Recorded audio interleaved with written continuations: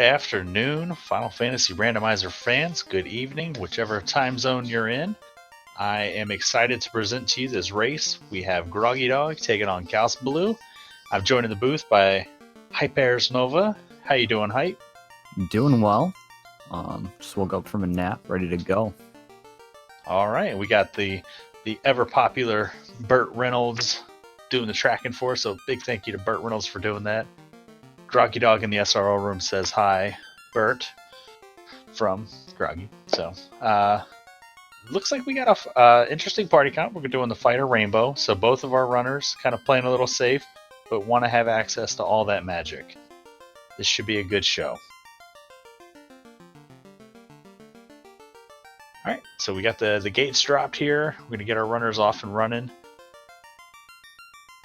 Both runners here, 1-1, looking for a little bit of a traction. Groggy Dog coming off a tough loss to the Hangry Canuck, and kaosubaloo taking her first win last week, looking to get stringing a couple wins here together as we go into the fire week of our 2020 spring tournament.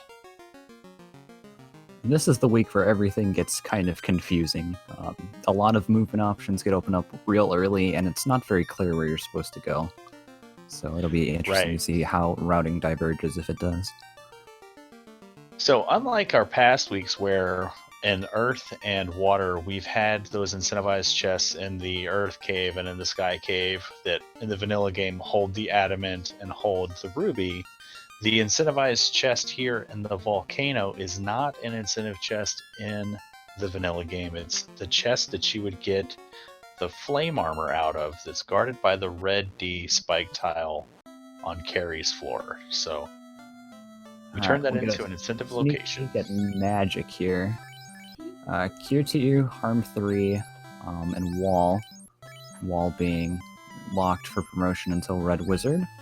And then Rub Brack Lock 2, Ice 2, and Black Magic. So I imagine we'll see Ice 2 Brack on Red and Black Mages, and then save for a Wall later. Get Cure 2 on the White Mage if you have money. Yeah, I would even pick up Harm 3 on that White Mage. Give her something to do in case we got to go into Marsh Cave early, in case there's some unrunnable bones or zombie ghoul packs in the Temple of Fiends. Harm 3, pretty decent. It's a little pricey, but, you know, all the other spells were kind of cheap. Looks like Groggy Dog just went and left. He didn't check the item shop. I don't know if he... Well, it didn't really end up biting him too bad anyway, so there's only pures that you could buy. Usually you hope for an early save item so that you can save at the Temple of Fiends, but we didn't get that. No, those are very, very expensive houses, so they rolled up on price. But we're not always guaranteed to find camping equipment in Canaria, are always guaranteed to find pures and softs, though. But it looks like there wasn't even heal pots in there, so... $500 there for Groggy. There are those bones I was talking about. Luckily, runnable. And they don't seem to have anything too nasty. Ooh. Grimps rolled a script with Snorting and Wall. Just frustrating. Just gonna slow you down, but kaosubaloo going right for the Garland kill here. Meanwhile, Groggy Dog technically wipes. He had 2 casters up, but 2 of his characters had died just because those enemies didn't roll like 0 for strength, basically. So he was able to get meleeed out. Looks like he's going to try and clear out his chests again.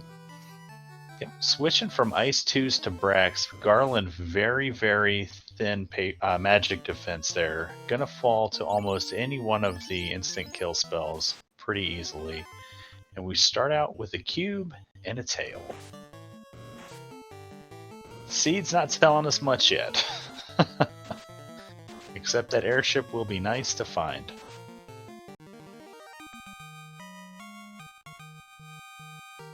If you're just joining us for the first time watching our spring tournament flags, we do always start out with a free boat and a free bridge, but that canal to break out of the inner sea will always be loose.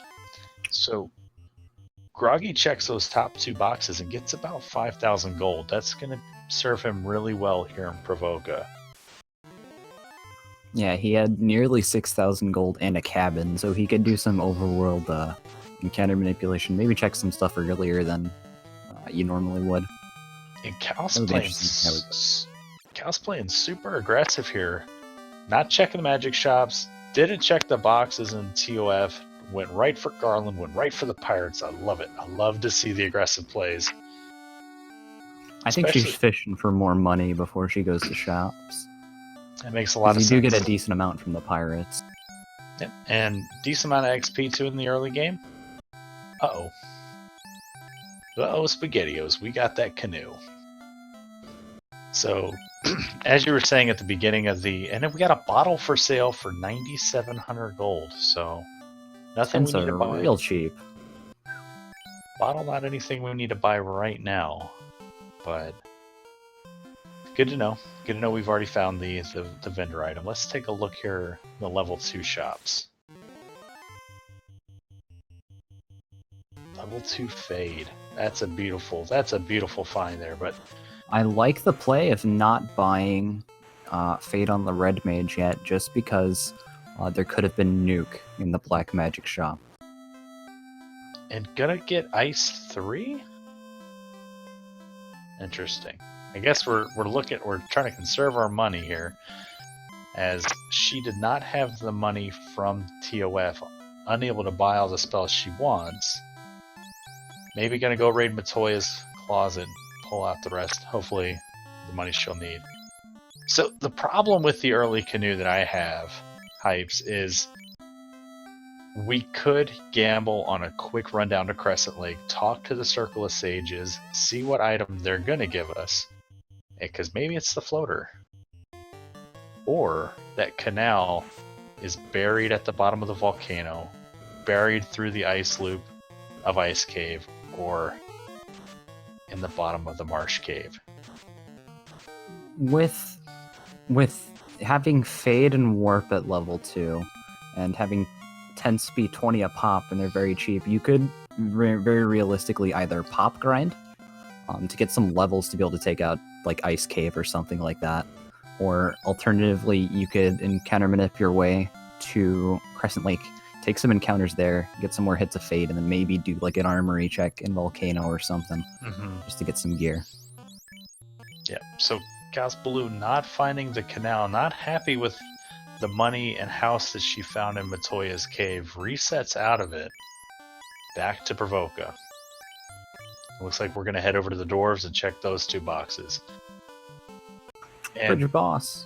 I think Groggy just took a reset out of Provoca, so not saving it before doing all those shop checks, lost all that Provoca time. Gonna cost him about a couple minutes here, 2 to 3 minutes.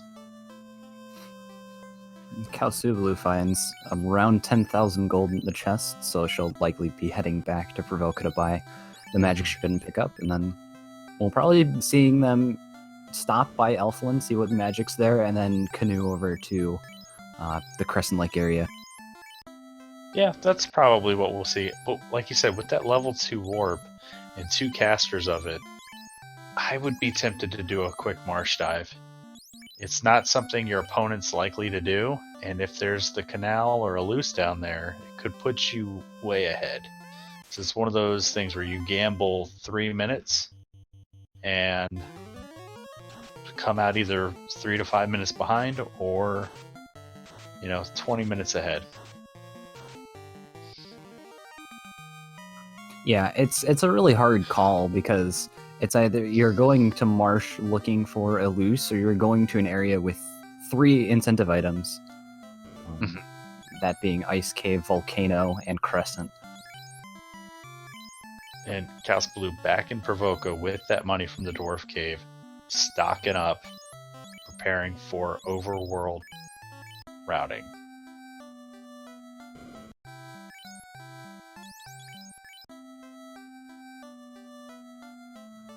Quad X also a really solid buy, just in case we don't want to... Well, everything's on level 2, so I guess it kind of depends. Yeah. But I still think it's a pretty good purchase.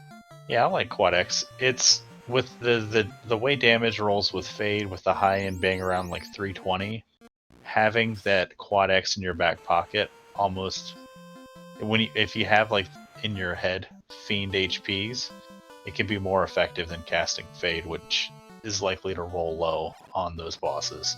Oh, yeah, definitely. Especially when you consider that those, especially in the Temple of Fiends Revisited, those fiends have a lot of magic defense. So you're likely to be able to, if they're under 300 HP, you're going to easily kill them with Quad X, where it may take you 2 Fade charges. Yeah. Alright, kaosubaloo gonna head to Crescent Lake. Gonna show us what the old men are holding on to. She's crossing her fingers for a floater. But we know that that's not necessarily guaranteed to be true. Ooh, those Ochos are hitting hard. Things are always gonna punch hard when you're not wearing any armor. But well, 4 hits for an Ocho is not bad. And the Hydra. Oh, ooh, Hydra's every seed that I've played, that I've like practice seed, Hydra's always punch hard.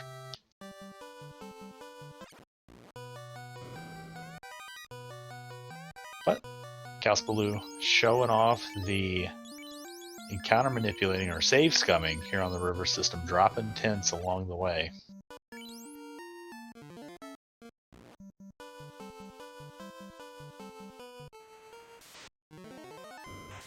it'll be interesting to see what she's going to do level-wise, or like what encounter she's going to take. Because initially she did run from this Karib pack, but failed.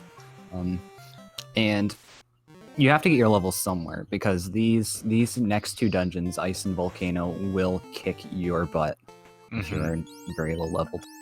If you're low leveled, if you're unarmored, if you're unlucky and can't get the turn order on them. But it looks like Kaosu's going to take these trolls and bulls with some fades. This is arguably the best 2 characters to die off, because then you're getting more fade charges faster with only the red and white mage alive. Alright. We got a slight route divergence here. kaosubaloo gonna res those party members back up, check these old men.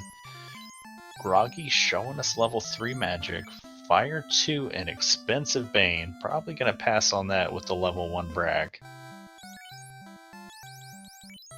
And Invis and Mute for the red mage. Invis isn't a bad play. I'd pick that up. Yeah, it's a... Well, people kind of undermine it, but it's more evasion that you can put on one of your party members. Especially if your fighter needs it. It definitely comes in handy. Alright, we got Ruse and Cure 3 for the red mage. Life for the promoted red wizard. That's good information. We will have at least 2 life casters. And you kind of hate to see Temper and Fast on the same level, but there they are in level 4. It's good that we'll have 2 casters for them, though. So we can kind of spread the wealth a little bit on who's doing what in those Temple of Fiends fights. So, it's a blessing and a curse to find the loot early. It's nice that we know it's not going to be loose anywhere in the world. It's also kind of a womp womp when it's not the floater. Yeah, and unfortunately, I think I wouldn't be comfortable going into either Volcano or Ice at... I think she's at either level 6 or 7 now at this point. You just don't have the HP growth or the magic spell growth to get much done outside of clearing 1 floor. Especially with... It doesn't seem like there's a decent enough run in this encounter table to get to the chest cluster and Volcano off a hard reset. Well, that's why the tents are so cheap. The seed is speaking to people. Alright, Groggy looks like he's gonna park a tent in the water and head over to Crescent Lake, gonna grab his loot. We got our tracker Burt Reynolds saying in chat, he would grind to level 10 outside of Crescent. I like that play. Especially if we find something kind off the hard reset, like Wimpy Peds or gold bracelets for sale in Crescent Lake for just shy of 21,000 gold. And we get Cure 4 going to be locked to the White Mage and White Wizard only in the top slot there. Nothing really worthwhile than the level 6 Black Magic. Alright, so we're seeing kaosubaloo doing a lot of hard resetting. You can tell because you'll see the title menu text to try and get less encounters on the overworld. Yeah. And I think we see a little bit of nerve showing on both of our runners here. They're both Newer runners to the community, both recent participants in the January Duck Derby. Groggy Dog, the champion of that tournament, ending up the Duckling Supreme. kaosubaloo had a strong showing. I believe she finished third overall. And this is kind of a fun matchup for both of these runners as they kind of came into the community around the same time. This ogre script sucks. You got Trance into Frost. Yeah, those are some frosty ogres. But Groggy doing the grind here outside of Crescent Lake, doing what Burt Reynolds would have called for, and kaosubaloo continues the aggressive plays. We'll see if it pans out for her. I don't mind this terribly. We got fades, we got warp, we can make this work. And we get an ambush on the mucks. That's going to be nice to get us through here. Unfortunately, just they're not seeing many good encounters here so far. Just because of the way that she's going, I'm going to imagine that her strategy is going to be somewhat of a walking grind, where she's just going to get levels along the way. Unfortunately, we're not seeing many enemies that have a good amount of experience right now. Yeah, it looks like she's checking tiles, so looking for a decent fight that she can kind of throw some fades on, get some easy levels, warp out, drop that one house that she stole from Matoya. There's a decent strategy building there as Groggy loses Luke.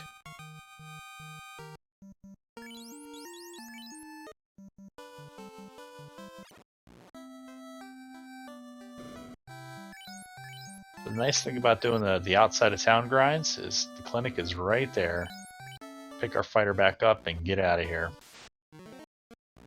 kaosubaloo bumping into these Argoyles, gonna get some decent levels in the early game. Really frustrating enemy to find as they have a lot of different elemental resistances, but fade won't matter for that. Looks like she skipped the hairpin chest, but grabbed the other one, so it'll be interesting to see if Groggy checks that, and if we don't, what could have possibly been there. We have our first decent sword to swing. It's not great, but it'll carry us for a little bit. The rune sword, one of the best swords for a thief in the early game. The fighter will make it work.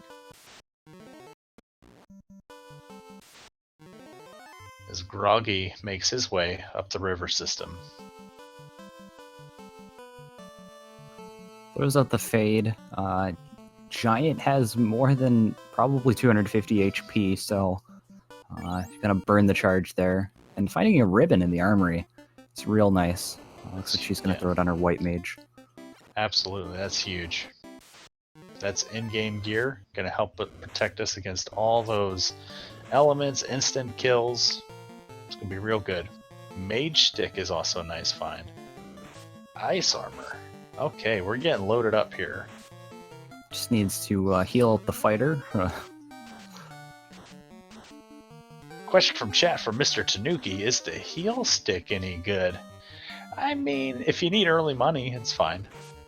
It can usually sell for 5 figures. Seeing as how we have 99 heal potions bought up, or at least in the high 80s, there's no real point in using the heal stick, except if you maybe need a little bit of a boost and the character's not doing anything. The character, especially since we just found the mage staff, like, on the fighter, there's always something usually better that you can be doing with that character than using a heal staff or a heal helmet. So you won't see it used too often. Now, in the vanilla game, a heal stick is pretty good because it's actually bugged and casts, I believe it's heal 2 or heal 3. It's real good. Heal 2 instead of heal 1. And in the randomizer, they fixed it, so it just casts regular heal. So it's not great. It's like giving everybody a heal potion in combat. So half a heal potion. Oh, jeez. Needs to heal up those characters. Must have not realized that you walk through an entire floor of damage tiles. It hurts.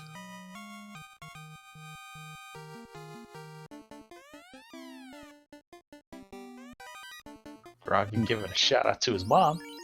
Gotta love it. All the wonderful things people do with the randomizer and kind of make it their own.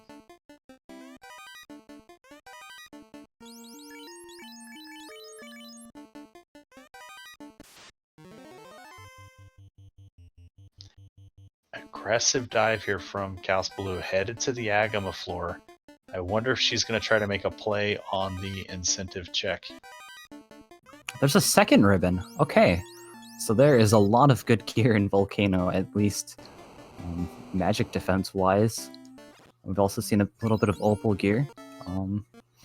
Gosh. Yeah, the early Volcano dive paying out for both our runners if Groggy continues to go deeper. And alright, he's going to show those long hallways off. You can see kaosubaloo questioning her steps here, trying to figure out where the spike tiles are. I believe the spike tile in that room is only in front of that box. Yep. You have to walk around for the room, the next room that you'll see. Yeah. So maybe she just got it mixed up. It's not really a big deal. It only adds one step or so. Yeah, and the spike tiles we found so far, the trolls sitting on the Grey Worm tile aren't too scary. The wolf pack hanging out on the fire tile, not too scary. She did not investigate the Agama tile in that first room, but we'll see it in a little bit here when she makes her way down to that part of the floor. There's a heal stick. Yeah, there's the smart usage of the heal stick. Using it while running away. Yeah, helps kind of mitigate some of this lava floor damage too. I like the play. Especially because White Mage doesn't have the best chance to run. So you can see kaosubaloo avoiding that first step into the room past the door. That's where the spike tile for the Grey Worms are, so if she had stepped on it, she would have seen that double troll encounter, possibly a bull on it. Unfortunately, she should have used an ice spell here, since Rebuses are weak to ice. Yeah, but we're going to swing it down. Cerberus don't have a ton of HP usually. Oh. That's unfortunate. I don't know if we have level 4 charges yet on that White Mage to pick, or if we even bought life yet. So that chest right there that she's checking is a linked chest.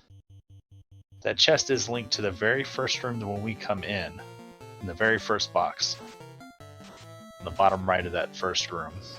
So if you open that box there, you don't need to open it in that room. Alright, this is where Volcano gets really scary out of nowhere. Just because we mix in those B-side trap tiles, those 4 unhonorable Earths are an encounter in the Temple of Fiends Revisited. And they're just there to waste your time. And unfortunately, to get to this incentive, you've got to go through the unrunnable Earths, and then you've got to go through whatever lies behind that red D-trap tile. So we could see 2 nasty things back to back. Yeah. But gonna get some decent XP there. Won't have a real sure way to get through it again, and we're gonna nope out of here. Didn't even open the box. Oh, wrong way, go back. Getting a little low. She's got to walk out because she doesn't have a caster, and she just resets. I don't hate the play. She didn't find anything down there except that ribbon, and that ribbon was very free in the first room, so I don't hate the play. I did miss Groggy checking the long hallway check here. While I was busy watching kaosubaloo's side. Gargoyles with Bane. We might need to think a little bit about what we're doing here. I love it. Manipulating the encounters. Mux with heat. There's another thing you don't like to see, not because it hurts too bad. Well, it kind of does, but it's just going to waste your time because they always come in a high amount of enemies. Mm-hmm. So Groggy resets out of the armory check. Gonna lose out on that ribbon on the Agama floor for a while. Not happy with the progression he's making.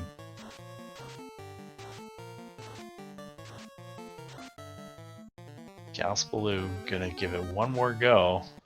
See how long she throws herself against this Agama floor. It's an aggressive play at her levels.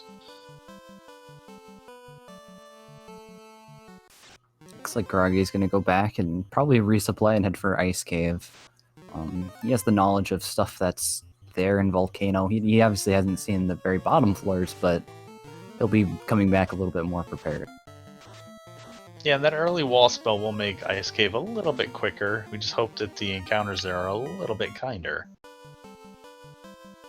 Ooh, there's that elusive encounter 8, Red D. They have Glance. I don't know if we have any soft potions, so that could be kind of scary to see. And we take a wrong step on the Agama tile and find those unrunnable earths. I would be throwing some fades here. The Mage Stick is good. I'd be throwing some fades in that Mage Stick and hope that we get some decent turn order there. Alright, pretty good. So it looks like one survives though. But that's not the worst thing in the world. Fire gonna be your best elemental spell there against those earth elementals. But we got our ribbon. And it looks like they have between like 180 and 200 HP. Like they're not very thick, so if we get good rolls with a fade and those mage sticks, we'll be able to clear through that pack. So maybe once we come back and have any form of absorb, that could be good for a solo grind, or at least getting a couple levels when you're on your way. Mm-hmm. And I also don't hate our chances on checking the incentive box now that we got the information on the HP, because we can always just warp out of that floor. Yeah, put a mage staff on the fighter and then double fade. Mm-hmm.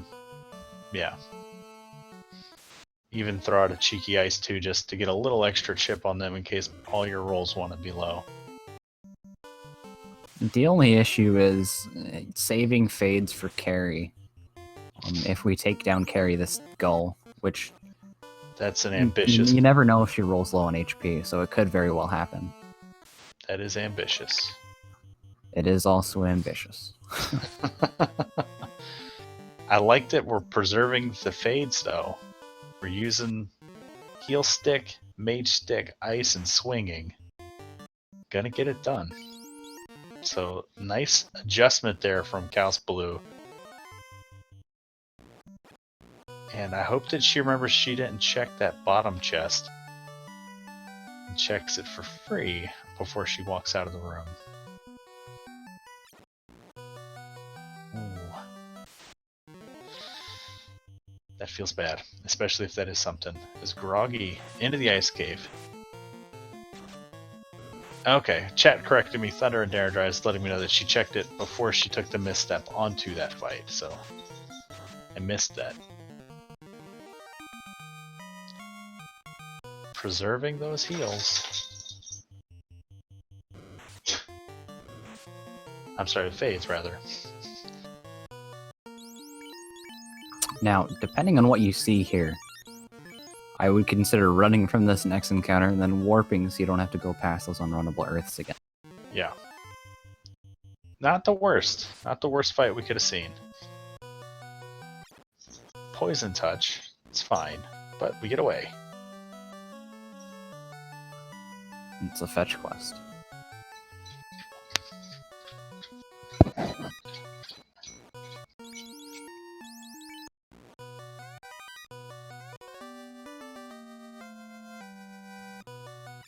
Meanwhile, Garagi finds the Oxiel in the incentive chest in Ice Cave. Not exactly what we wanted to see, but we saw it. Mm-hmm.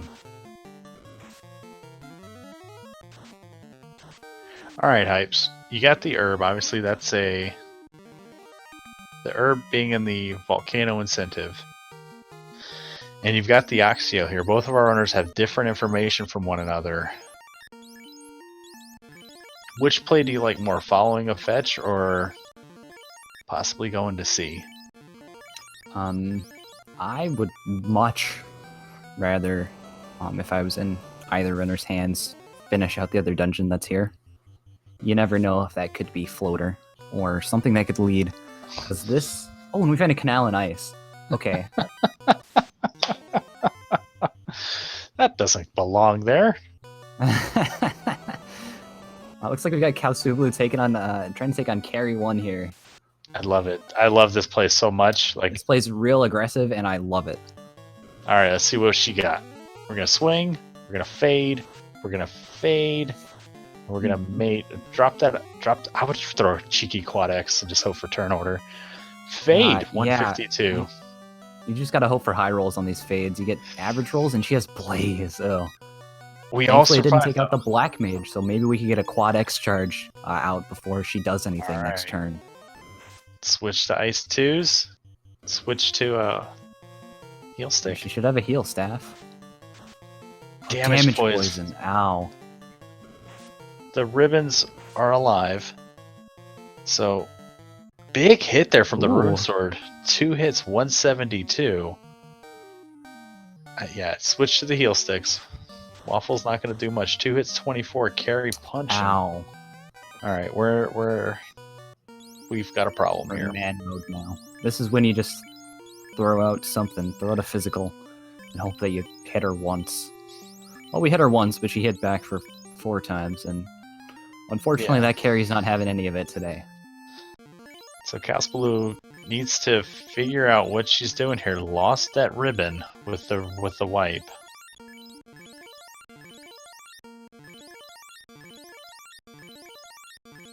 So this is where taking a pop grind or grinding a little bit earlier could have granted her more fade charges for this fight.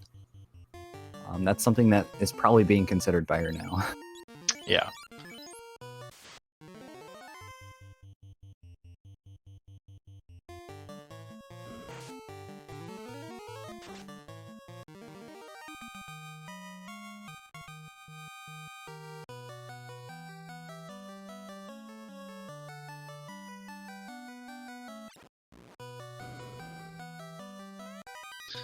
Ooh, all right. So we're finding all the good things in ice today. Got a canal and then the Masmune, and the chest going on the way up. And a Vorpal. Missed where that went. I guess that was in the 6-pack there. Must have been. Not going to have much use right now. Definitely gonna slap the Masmune on the fighter, just because you get hits earlier and it does a lot more damage. Mm-hmm. He's gonna get his full clear of Ice Cave, and he doesn't have any info on how carry is or what the incentive is here. So it'll be interesting to see if he... Oh, and Wizards have Cremate. Okay. That's unfortunate, but Yeah, not the not worst the thing in the worst. world. Yeah. But he doesn't have this information, so it'll be interesting to see if he goes to Volcano or if he says, nope, screw you guys. I'm going to check Waterfall Ordeals. Maybe even like a cheeky Sea Shrine check.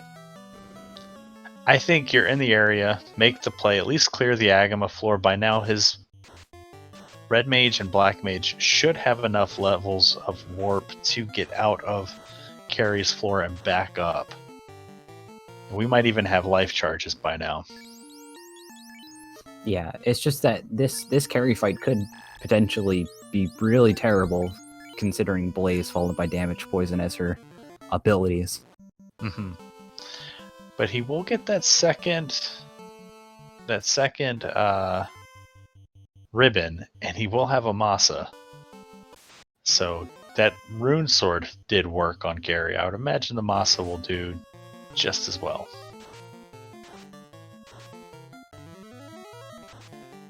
So Groggy in a strong position after being able to get out of ice. kaosubaloo would have been had she been able to survive that aggressive dive, but she's now restocking, has nowhere to go but Volcano Ice or Marsh, and I'm imagining she wants revenge.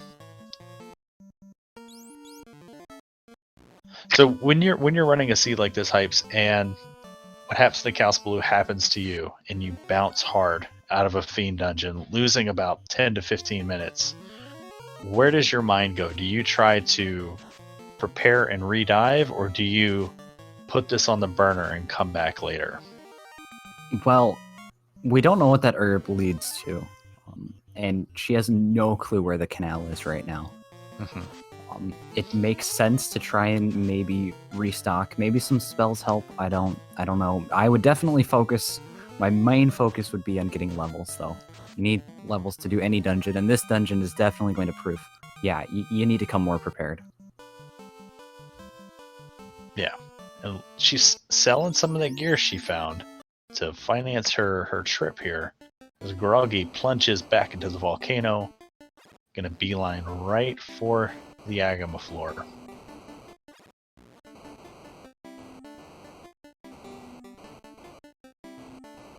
Yeah, levels super important in the early game, considering we are 33 minutes in, and her party's with that wipe back under level 10 feels real bad.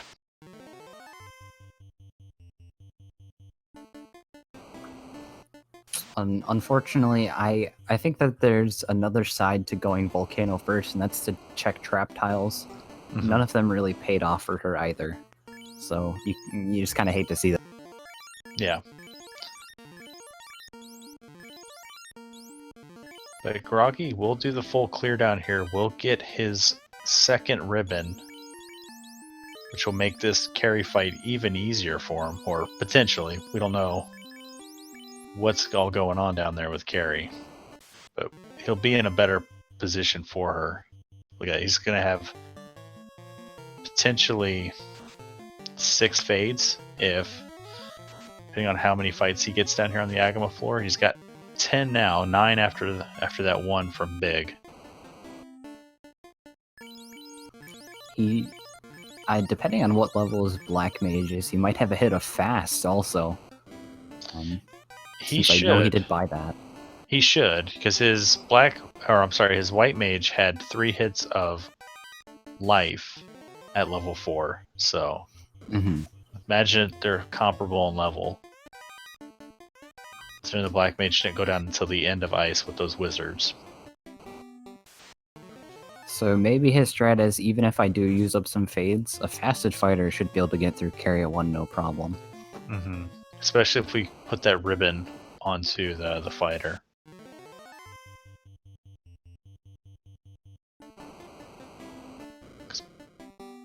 He does have, I think it was ice armor or flame armor on the fighter. If it's the ice armor, that'd be good to protect him from the blaze that we saw. Oh, and either Wiz Ogres or Green Ogres had Glance, or some sort of stone spell. Okay, so I know we saw it on the red Ds. So yeah, kaosubaloo just found that, and also she's back in Volcano, coming in for more. Yeah, she wants revenge, and just throwing herself against it. She's gonna need to get some levels here. Yeah, and she's got to heal more often too. Unfortunately, getting whittled down by those lava trap tiles and then finding an encounter feels terrible. Yeah, she was doing pretty good about it her first side, but I think this might be some nerves coming in. Kind of just trying to aggressively push through the encounter table and be like, I can make these 6 steps without taking a fight between the lava bursts, but you gotta still stop right before you walk off of them and drop some heals. And looks like Groggy likes this trap tile. He's coming for more. He's taken this tile twice now. Yeah, he's in a good spot with it. He looks like he picked up the fire 2 at level 3. So, not going to take the grind there, but going to take the free fight. And kaosubaloo making the adjustments. She's healing up. Taking the safe path there along the bottom. Pause and heal up. Solid play, Groggy. Getting some more free earth. Switching to the fire 2s with the red mage, preserving the fade charges. kaosubaloo trying to remember boxes. You can kind of see her stutter in that room, like, which ones did I need to open in here? But alright, worms have blaze. So, we did not see that when kaosubaloo found this box. Now, it'll be interesting to see, does he warp out? Only 12 heal pots? Awful low on heal potions. Maybe he just tries to go through it without picking up the Black Mage. Yeah, the only way out is through here. Because if you warp out of here and drop a house, you don't have the heal pots to get back down here. Irish Fox 13 in chat remarking that both of these runners are new to them. Well, both of these runners are new to the community. They've been around for about 6-7 months or so, maybe a little bit longer. Groggy been around a little bit longer, but both participated in our January Duck Derby. Groggy Dog winning that tournament among the new players, came out as the Duckling Supreme. kaosubaloo came in third during that tournament. So both strong newer runners doing well here. Yeah, and this volcano just isn't having it. Unfortunately, that gray worm that we just saw hit his red mage twice and made him die. Well, he still has life.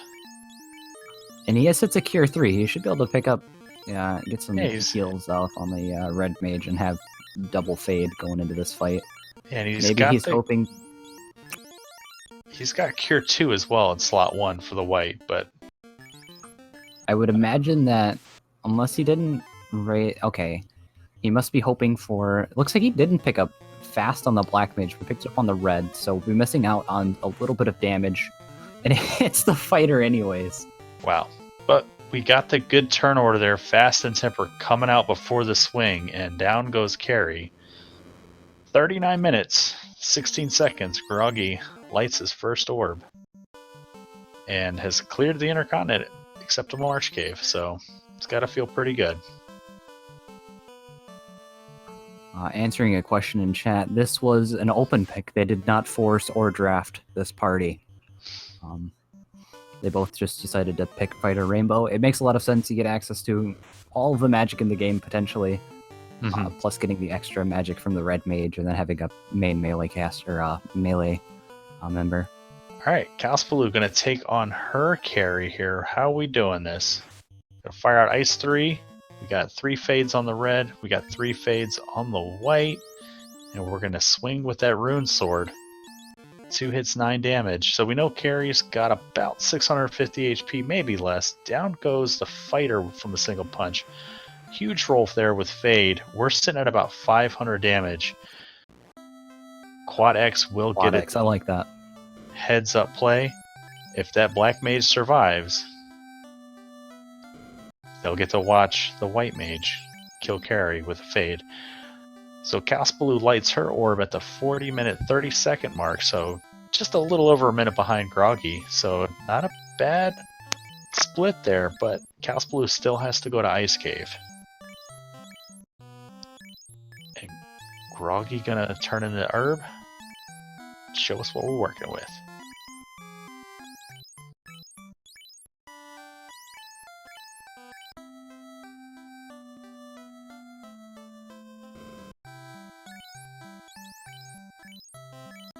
Now we're getting fast on the black mage because it was expensive. Alright, let's see what our sleepy boys got.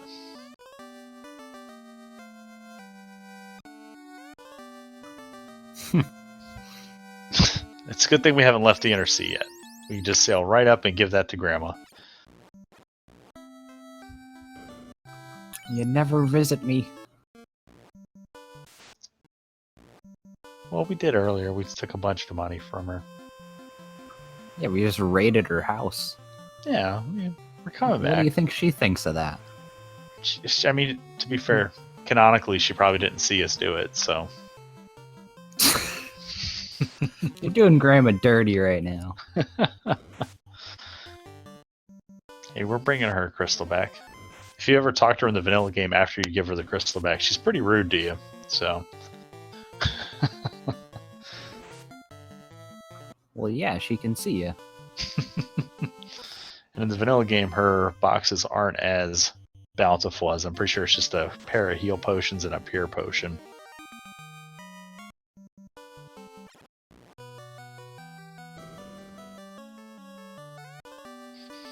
Alright. The tour continues of the Intercontinent. Let's go visit the dwarfs. Groggy head to the dwarf cave. kaosubaloo looks like she's stalking for a ice play, so it's pretty good.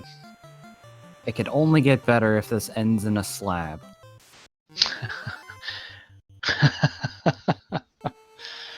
Or a key to a loose TNT. Go back. Or no, we gotta get crown. Possibilities are endless. We get Crown, and then Crown turns to TNT, and then we get a slab. Or a Thor hammer.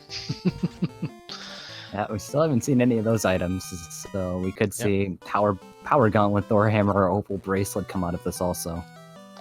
Oh, Groggy with the... Okay, we get Lazy Dwarves. Okay. Alright, and Groggy just went up to the Hooray Dwarf and didn't say anything to him. To the chime. We already got that cube. And we got open progression on, so we could go. And we got level 1 Brack. We got a Tia win condition. Let's go, Sky. So you go Sky here? No, I go Ordeals. I go Ordeals in the waterfall, probably into Sea. Yeah, I think my routing would be Ordeals, Waterfall, Sea Shrine, into Mirage Sky. Yeah. It still feels kind of bad because you never generally full clear a Sea Shrine. Mm-hmm. So that's somewhat an argument to go full clear Sky. You could find loose. You haven't seen anything yet. There's 21 more boxes in Sky compared to Sea. So. And they're a lot more densed up together. You don't have to go through any splits or anything. They're all along the way. Especially with Warp, you could save some steps while you're doing it. Yeah.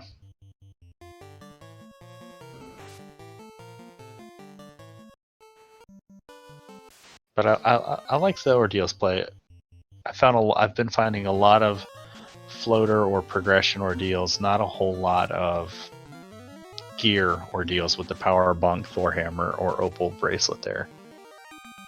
As those are our 3 incentive gear items for the Spring Tournament. So, this Ordeals, I don't know what they did to the randomizer. I have never been more lost in Ordeals until this Spring Tournament, and it gets worse every week. Just think back to what our veteran runner Edgeworth said to you when you were talking about that the other day. You've just been spoiled on good Ordeals. See, when I come to the 4-pillar room, I always take the 3rd pillar first. So I used to take the 2nd one into the 3rd one if I have Warp. Mm-hmm. I have since dropped that because I've gotten to a point where I've went through I've been warped back to the entrance 5 times because I didn't take it in a systematical order. So every time now, I always go 1 to 4, just so I don't miss out on any opportunity. So 3rd pillar takes us maybe to progression. Oh, are we gonna check a spike tile? Where are we going? Or did we already see the skinny hallway? I think we saw the skinny hallway. I'm going to guess he's checking the Mudgall trap tile. Nope, no, we're doing 1st pillar again. What? Huge brain. Groggydog with the galaxy brain, finding some he just knew. Frosty boys. Alright. Squishy, thin frost giants. That's not a bad XP tile. It's easy if it's free. It's good XP if it's free, rather. And kaosubaloo making her way through ice. Hasn't seen anything too scary. She's gonna get her canal here, and Groggy's just like, give me all this frosty XP.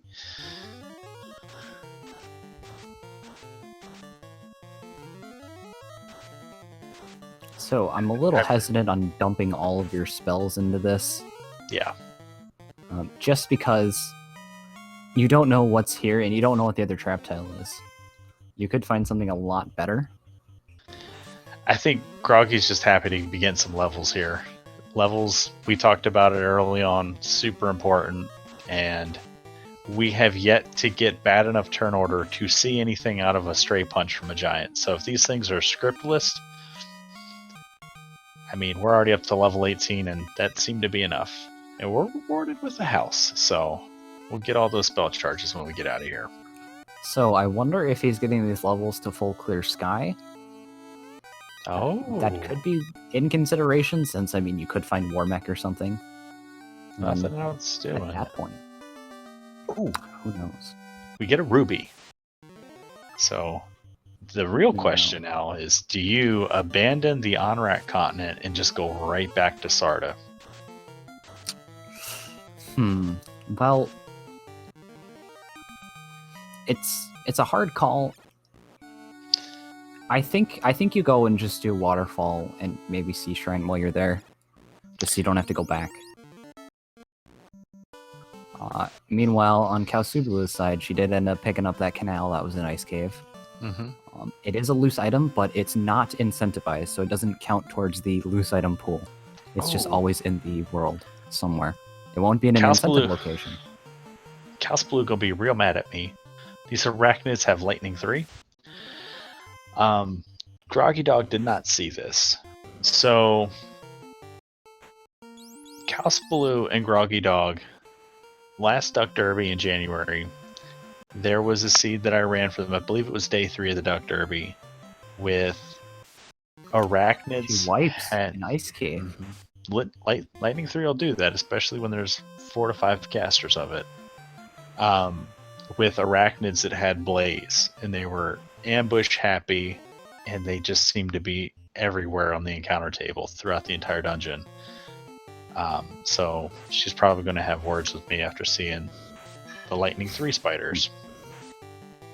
Sorry. Meanwhile, Groggy Dog did abandon the southern continent, and he's going back for the 2 items at Ruby. Can't say I blame him. It'll be basically a coin flip at this point to see if it pays off. Maybe a little bit higher than a coin flip. Yeah, I mean, we are 2 items from Go mode. Ooh, we find life 2. It's going to be White Mage only.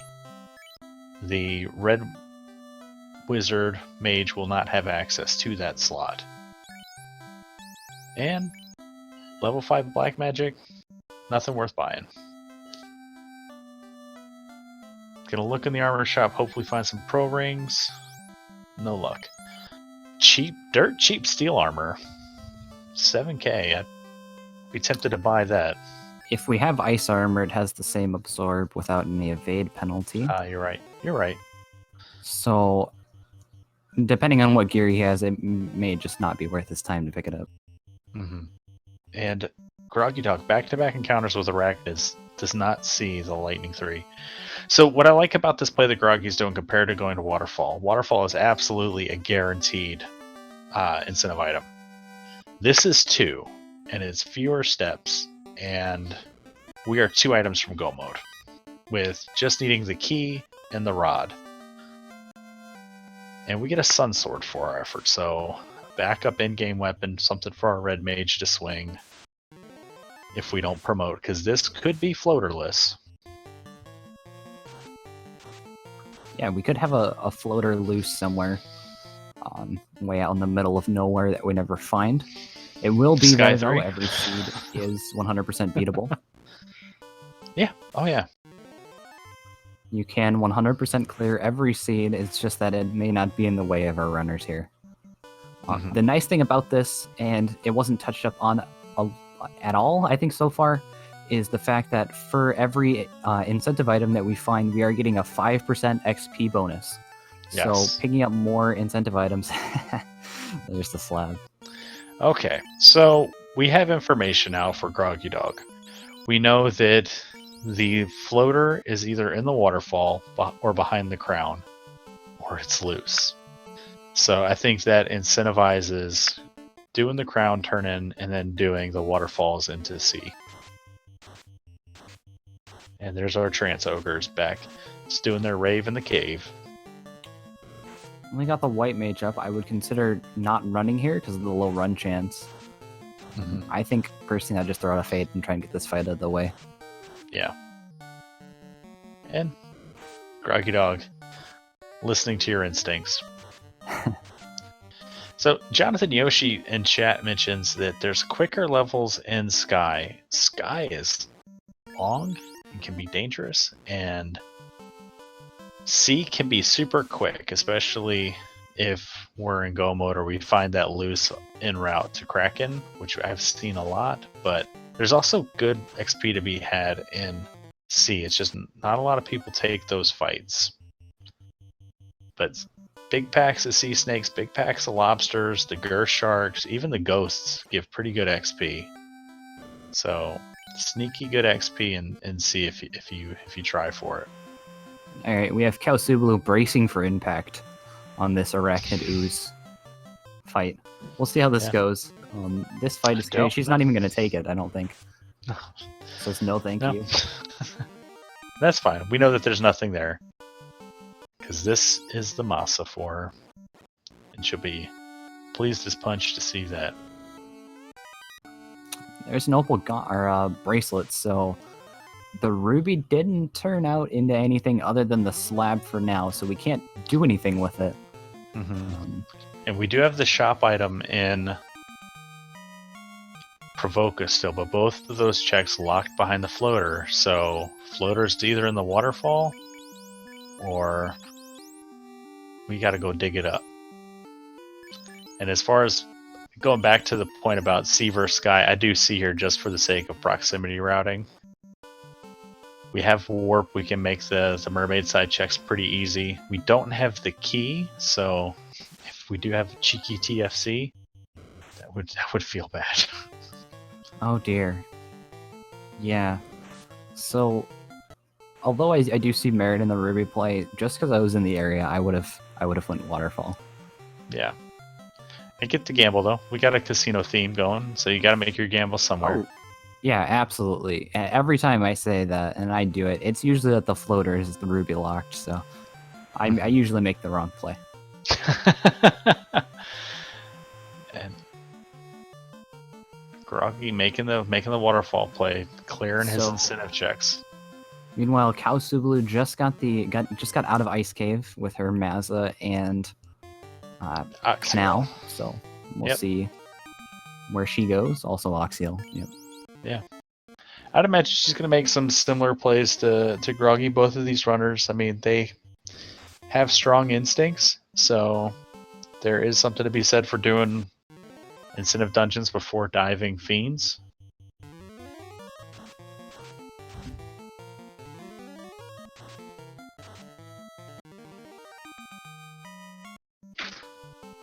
Just had a cat come barreling into the room. And there she goes. Alright, Groggy Dog into the waterfall. Immediately finding that 8th group encounter. Gasty. Normally, I love later. I love finding a Gasty heavy waterfall, especially with Masa, because it's just a free walking grind. Just keep giving me my Gasties. Thank you, sir. I'll have another. So it's nice here. It won't be nice in Temple of Fiends Revisited because these gas dragons have around 500 health. So you're not going to be able to knock out those 2 to 4 packs very easily with sweeper spells. Yep, and you can see Groggy's XP slowly growing. He's up to level 19 already, and kaosubaloo's going to get her world famous fetch quest going. The little Inner Sea tour.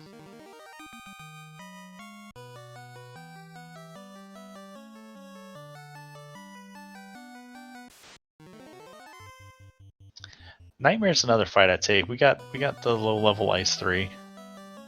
Yeah, I think 2 for the black. With having Mazza this early, a very solid strategy for any one of these 1-pack encounters is to just fight, run. Yeah. You have a chance to get the XP, and if you don't, you're more than likely going to get out of the fight. Yeah, and the miss menu there from Groggy throwing a Fire 2 instead of the Ice 3 cost him clearing that fight in 1 round. Not terrible, but yeah, I would be taking all these fights in Waterfall until something shows me that they aren't going to play nice.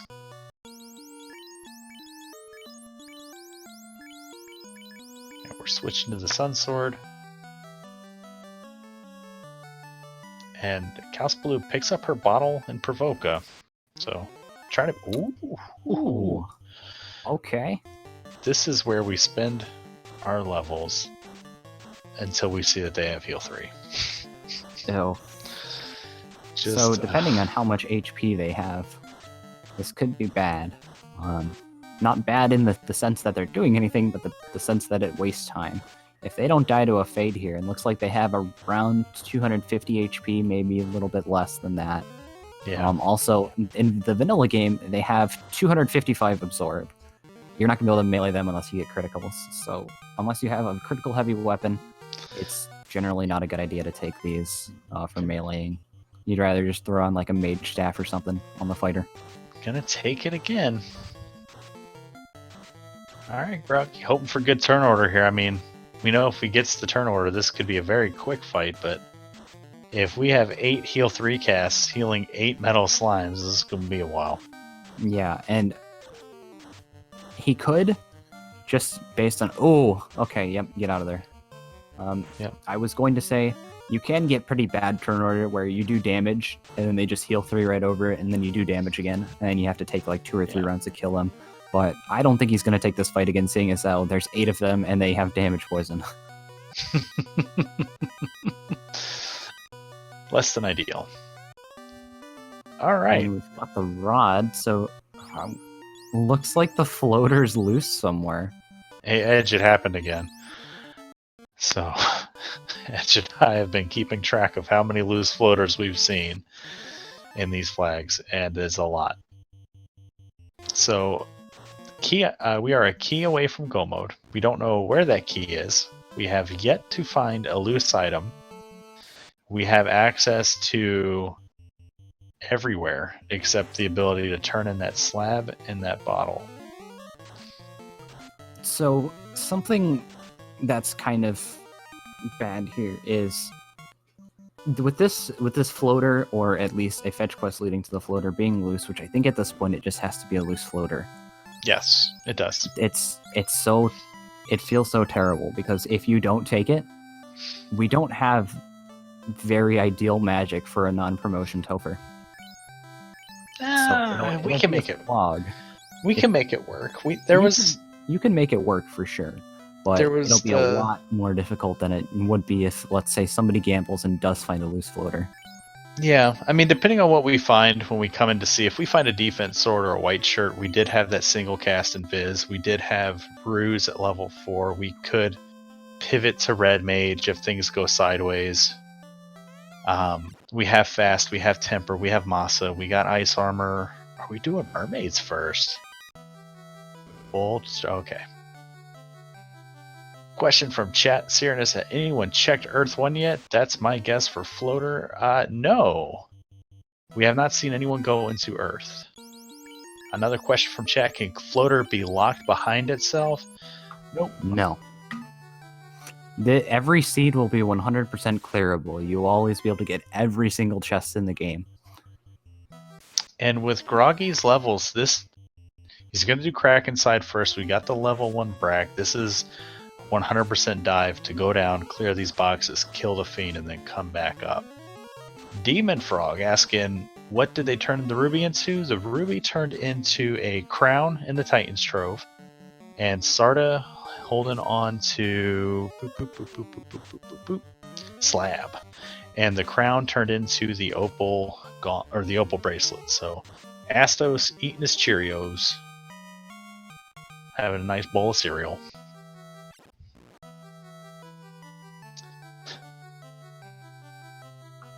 So yeah, Jazzeraptor, to answer your question, no, it cannot have a case of I won't ever be able to get an item. You'll always be able to 100% full clear the seed. It's not like other randomizers where maybe things can lock themselves. That doesn't happen in FFL. Unless you get into the habit of copying and pasting flags from alpha to beta or beta to the live site, something like that. Because the 3 sites do use different flag strings, so things can get a little wonky there.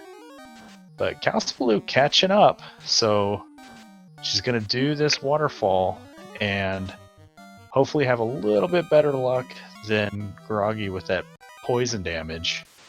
But considering that she's seeing the gators with the ice too, does not bode well for her. She's seeing all the nasty stuff that Groggy has been blissfully ignoring, including that Lightning 3 Arachnid pack that we saw.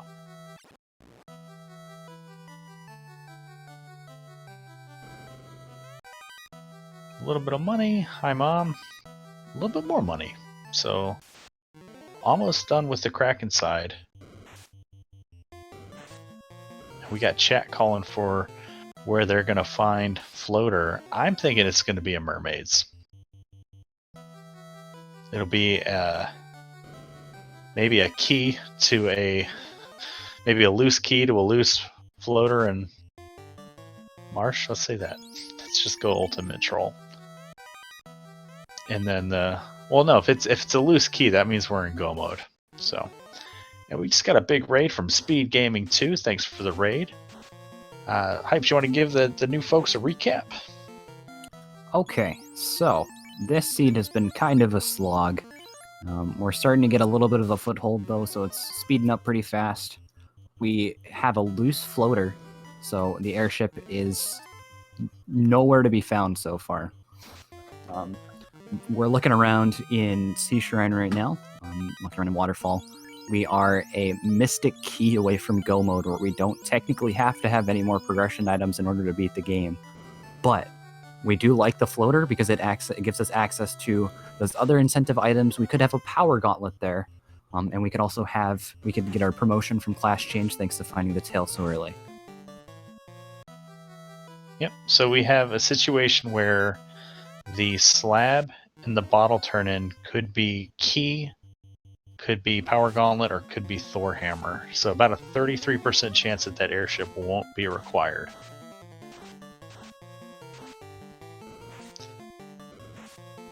But we have hit all of our incentive locations: the Ice Cave, the Castle of Ordeals, the Titan's Trove, and the Volcano. Both of our runners have killed a fiend. kaosubaloo slightly behind Groggy, but this isn't... Oh, we got an out-of-bounds bet. This isn't an insurmountable lead from Groggy by any stretch of the imagination. Although he did find his third ribbon here on the Sharknado floor. That's a pretty good find.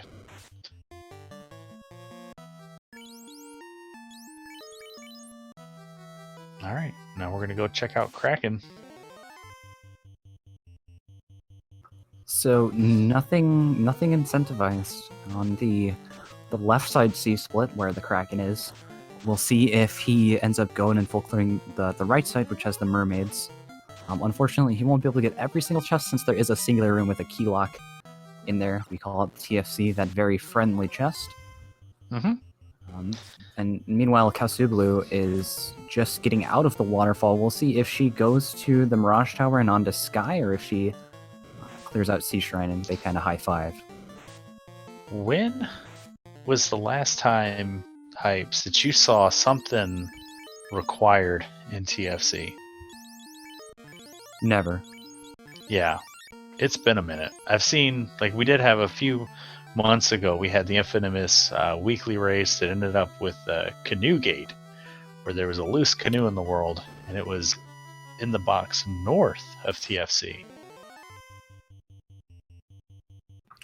Yeah, so I've had canoe in that chest probably 4 times. 2 in the last month. I hate life. Anyways, onto this race. You never know. Yeah. We have Uriel Man X7 saying, with so many junk items, incentive is starting to lose meaning to you. Lose meaning to me. Well, I mean, we'll see. We've only just begun, man. And so looks like both runners are in Sea Shrine. kaosubaloo on the first floor of Sea Shrine, whereas groggydog is all the way at the Kraken side, last floor. He's about to take on his second fiend. We'll see what we open up with: fight into fasting the fighter, into fade, into tempering the fighter. So we're going with majority melee strats here. He comes out with a blizzard. Thankfully we have 2 ribbons, so it doesn't do too much. Gets good turn order, fast and temper on the fighter. Only hitting 7 times for 215 though, so maybe want to consider adding a couple more tempers to your repertoire for things to do. just a quick correction, he actually has 3 ribbons now, so in a very, very strong position here. Meanwhile, another faithful rolls. Lowest that you can get is 80. He got an 85. And now we're starting to do a little bit more damage. 8 hits for 475. Kraken's not hitting too hard. And then he gets 800 or 854 damage there. Kills Kraken. Lights his second orb at around the hour 15-second mark. He's going back to clear out mermaids while he's here. I can't say I disagree with this. You have to. And I would imagine kaosubaloo is going to do the same thing. So the unfortunate thing is, if it is the infamous TFC, the 1 in 250 chance, or however many boxes there are, that it ends up there, and we don't have the key until later, well, I guess a floater-locked key would prevent TFC from having to be required. So. Answering a question in chat, this is a 1-in-1 match. This is the third round of the tournament. Mm-hmm. Getting information on kaosubaloo's side that ghosts have thunder. So once again, kaosubaloo finding the things that Groggy just ice skated past. And so far, I think that's been the tail of the seed here. Poison. Groggy's seen some of the nasty stuff, but kaosubaloo has seen all of the nasty stuff.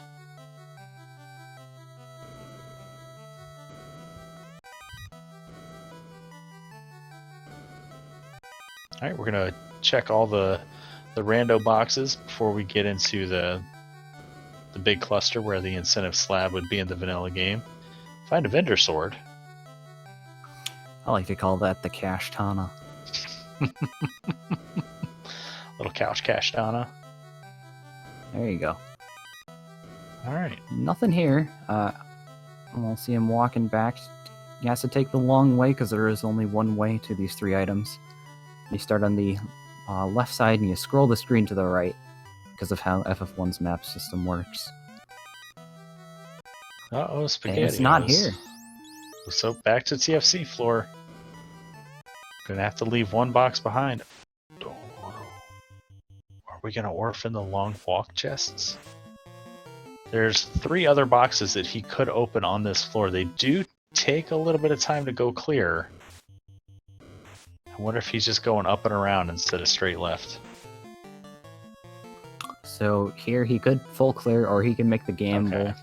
Cool. And say it's not here, and then go to Sky. There's a lot more chests in Sky than there is in the Shrine at this point, but you're already here. Mm-hmm. And he'll probably just reset out of this, having not found anything. Taking the long way around to this northern check.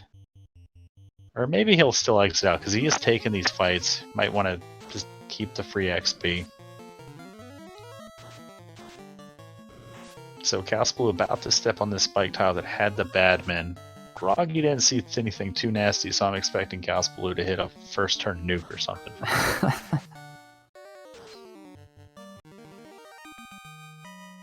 No, these are the okay mans. We'll see if they're okay to her. Alright, just punching 2 hits. Got the physical of okay mans. They're just okay. Alright, so nothing there's doing. Absolutely nothing in Sea Shrine. And he doesn't even burn the warp charges to keep those levels he took. So, off to the Sea Shrine. He'll be full Sky clearing Cave. Sky. I imagine when he gets Floater, he'll be probably go-moding a little bit more. The only thing that he's really missing at this point is, well, the other loose. It could potentially be, unless we've seen one loose. I think we still got both out there, don't we? Yeah, we're still looking for 2 loose. It could have a loose power bonk in there too. That's just a consideration, something to keep in mind. And we also haven't seen the defense sword. Or that's Thor hammer. Yeah, defense sword not incentivized. Yeah. No, I'm just saying it's nice to see the defense sword. Oh yeah, it's a wonderful thing to find. But yeah, we've either got power gauntlet or Thor hammer also. And I wonder if you're groggy. I mean, the floater would be wonderful to find. You get that promotion, be able to get that life spell onto your red mage. You'd be able to pick up that life. I believe life 2 was available for. No, life 2 was white locked. You'd be able to get some good stuff. You get that level 2 fade on your knight. But if he finds a loose key, I mean, You just stop opening boxes, right? Loose key, maybe. There's a lot of chests here, and you could still find the loose here.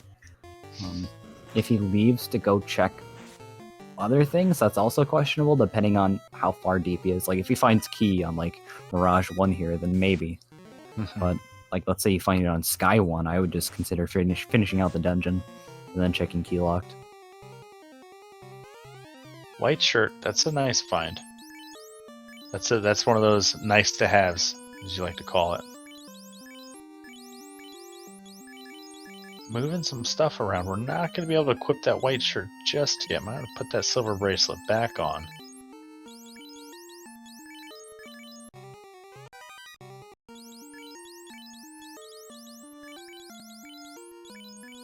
Yeah, Groggy doesn't exactly have... He has good levels, but he doesn't have Temple of Fiends Revisited levels so far. He's getting there. 22 is his breakpoint for another Massa hit, I do believe. 24. So, 24, sorry about that. Yeah. Anyhow, he's getting there. But I would just consider taking more fights, do the walking grind strategy of just taking any fight that's even remotely beneficial. Yeah, he'll get 24 just by happenstance for sure. Throwing the Fade. I would have thrown the Harm 3 if I was the White Mage. Kind of save those Fade charges. Harm 3 not going to do as much damage as Fade, but I'd rather hold the Fades for stuff that isn't undead. As kaosubaloo on her way to Kraken. She's about 7 minutes off Groggy's pace here. Groggy downed Kraken at about the hour 8 mark.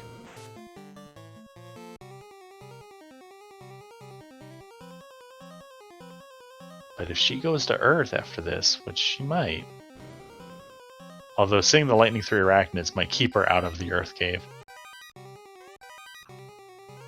Yeah, and I don't know what it is about Arachnids, but I've seen them roll awfully high in HP in almost every seed that I've played, where they have around 100 or so HP, which doesn't seem like much. But if you don't use the right spell and you overlook them, you could bite the bullet and take a little bit of unnecessary damage. I would be taking this fight. Just swing away and throw an Ice 3. Ice 3 is not going to do much else on that Black Mage.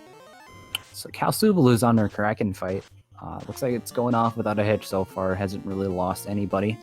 Getting some invis stacks on that fighter along with Temper. I'm going to assume that she fasted. We'll be able to see 6 hits. Yep, definitely fasted. The hold doesn't hit the White Mage. Good thing that it didn't target the fighter or hit at all. I imagine Kraken will go down next turn.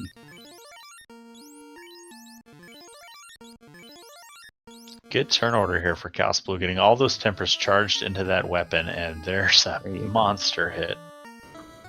Alright, so kaosubaloo lights her second orb at an hour 16 and 15 seconds. And I like what Demon Frog is saying in chat. We have Bracket level 1. We've got the Bane Sword now. We can just lean into those strategies for Tia up here, and then just start throwing these fades around. And nothing doing here so far in the bottom of Sky. Oh, and those eyes are real weak, around 100 HP. If you found if there was a third eye grind tile in this seed, that would be enormous. And we haven't seen either of the trap tiles in Earth, or all 3 actually on the first floor. So there's still the possibility of it.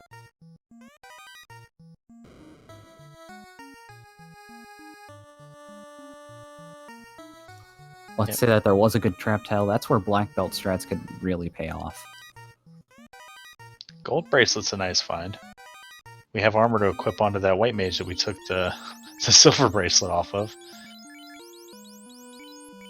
Gold bracelet having the same amount of absorb as the white shirt, just not with the fire or death resistance on it.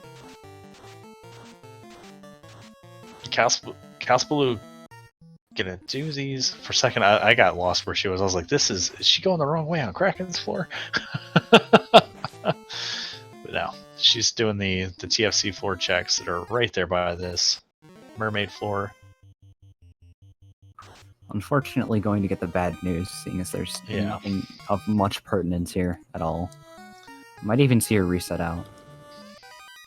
Groggy gonna commit to the Sky 2 checks before clearing Sky 3?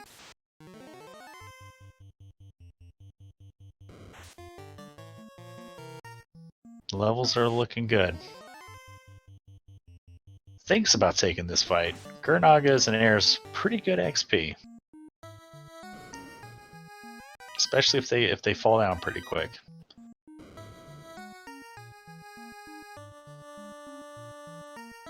kaosubaloo just getting his money. I love this play here for using the warp. Mm-hmm. Pork drops to a knee. He's probably thinking about them beans. Pork, and beans. Finding the dragon sword in that chest, that's not the type of dragon item that you like to see generally. You want the dragon armor. Mm-hmm. And we got Grindylicious, another one of our new players, joining us in chat, commenting that airs have been super dodgy for me. Well, airs are super dodgy for everybody. And thankfully he didn't take those Gurnagas, seeing as how he just slapped it for 605 damage and it did not die. Yeah, if they roll down, it's real good. It's a real good fight.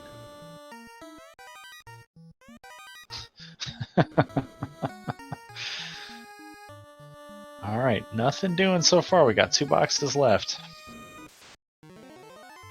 Manticore, I'd be throwing a Bane sword and fleeing here, and kaosubaloo, Abandoned Sky, knows that that's probably where Groggy went. There's the defense sword. Meanwhile, we also saw Manticores having probably the best touch in the game, Dark Touch. Okay, kaosubaloo. Literally nothing. kaosubaloo going to ordeals. I missed that she did not do this already, so I thought she was headed up to Earth. Seeing how many levels she has on her Black Mage, she should, and her Red Mage is alive too. It should have enough warp charges to make this relatively quick. Oh yeah, and with it being a first pillar, if she's a net camp of clearing ordeals, she'll be pretty good when she gets to the 4-pillar maze.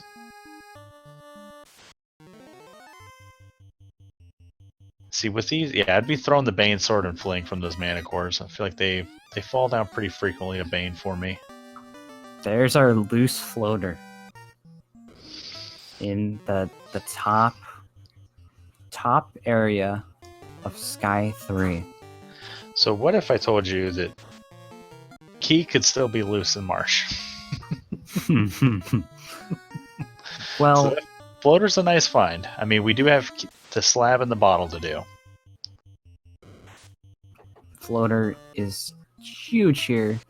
Yeah. Unfortunately, if we take the less probable chance of the key being loose in Marsh or Earth, we may have to sit for a while through some incentive item checks. Mm-hmm. Not too long, but it'll take a little bit given this encounter table in the overworld. Yeah, I mean, floater will still be good. You can see there we've got opal shields, opal armors. Picking up the ice shield to just kind of carry him until he gets promoted. I like the upgrade.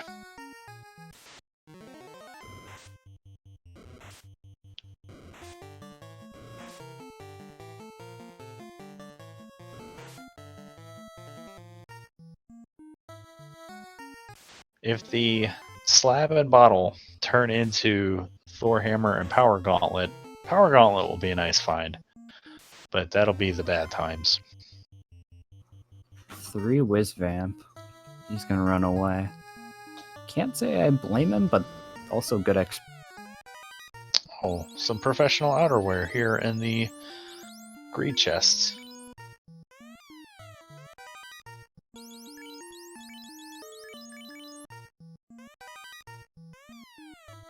So we have defense, we've got 3 ribbons, we've got a white shirt, we've got a Masa, we've got a Vorpal, we've got opal armor, we've got an opal shield. There is nothing else we need to open boxes for. So if we're Groggy Dog, we really want to hope that bottle turns into the key and we never, ever have to walk to Lefane for a Thor Hammer. Or potentially Power Gauntlet, but Fast and Temperate level 4, I would feel okay doing this without the Power Gauntlet. All right, Yeah, Groggy we have Dog. to do so. Bridge of Destiny. Let's get those bless RNGs. We want to see Robo Friend. Oh, hey. thanks for those bless RNGs. We gave you so much time to react. Sorry, chat. Well, Anyhow, he opens up with Swirl. That's kind of a nice spell to get out of the way. Unfortunately, it's leaving his party looking real weak right now. yeah. But we won't see that in the Fiend pool. Non-elemental Swirl. Doesn't care about ribbons. And here comes the crack. And gets... Crack kills. Ooh. And that Warmech's real weak. Undone by turn order. So... But Pork's going to be popped right back up. And maybe we'll get lucky and we'll see more robot friends. I'm sure Groggy wants to see all of them. And I would imagine he probably got a little excited there. We saw the single enemy sprite. Ocho. Oh, take it. Yes. I love it. Alright, so casting Lock 2. Oh, that Warmech just slapped the fighter. Alright, and this is where we reconsider our lives. Do we really need the second Warmech kill? Do we try and fade him down? He does have not a lot of HP, but he also opens up with Tornado, I think, or either that or Swirl. I love the adjustment. Fast that Sun Sword. Start laying tempers into it. Swirl's kind of scary. And we haven't seen any spells out of him so far. Oh, just barely leaves that. And we're not getting any crits with that Sun Sword, so I think I'd go back to Fades here. He's nearly dead. Fortunately, once again, crack kills. Don't crack.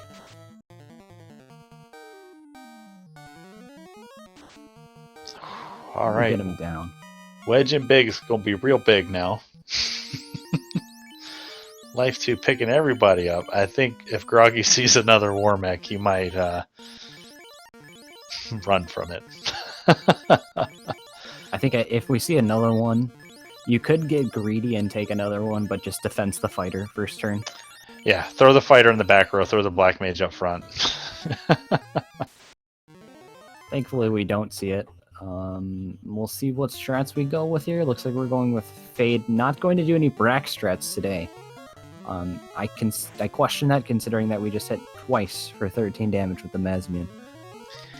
But then again, Fast did not get off, so we'll...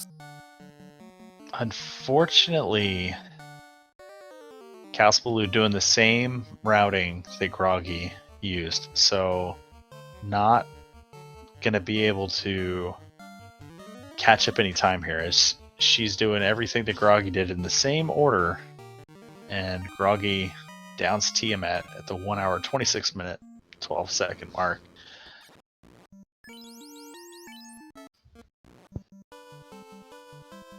So I think this will be good information for kaosubaloo. If you do watch back this VOD, consider taking your levels earlier. Other than that, this has been really solid gameplay by both runners. I'm gonna see Groggy go and take his turn in his floater. Never mind, we're gonna hit the good old peninsula with our boat before we get there.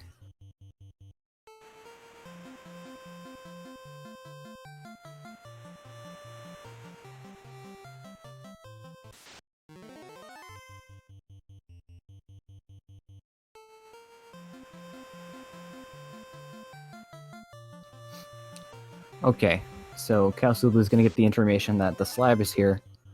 If she opened up the Titan's Trove, she's just going to find stuff that'll be nice later. Nothing that's really too good now.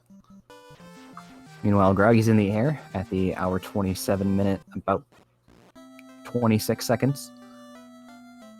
He's going to do some shopping. This is a good idea. Maybe... Well, actually, no. The spell's landed up in a good spot where he doesn't have to class change before he can get what he wants. So, this is good knowledge by him to go and pick him up now. And I imagine he'll go and class change. Might actually translate the slab first. If he hasn't done that already. Yeah, that would be nice to kind of route in the bottle check with the slab check. And Groggy, getting a little spun around, trying to figure out where he wants to go. Oh, he remembered he got to buy the bottle. Heads up play. So I like what Burt Reynolds is saying in chat. If kaosubaloo heads to Earth Cave while she's up here, that could be an advantage for her after she does this crown check.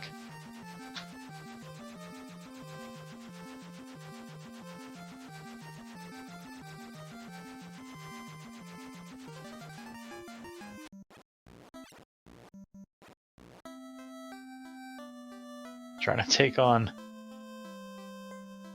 Astos was swinging a heel stick on the white mage. I love it.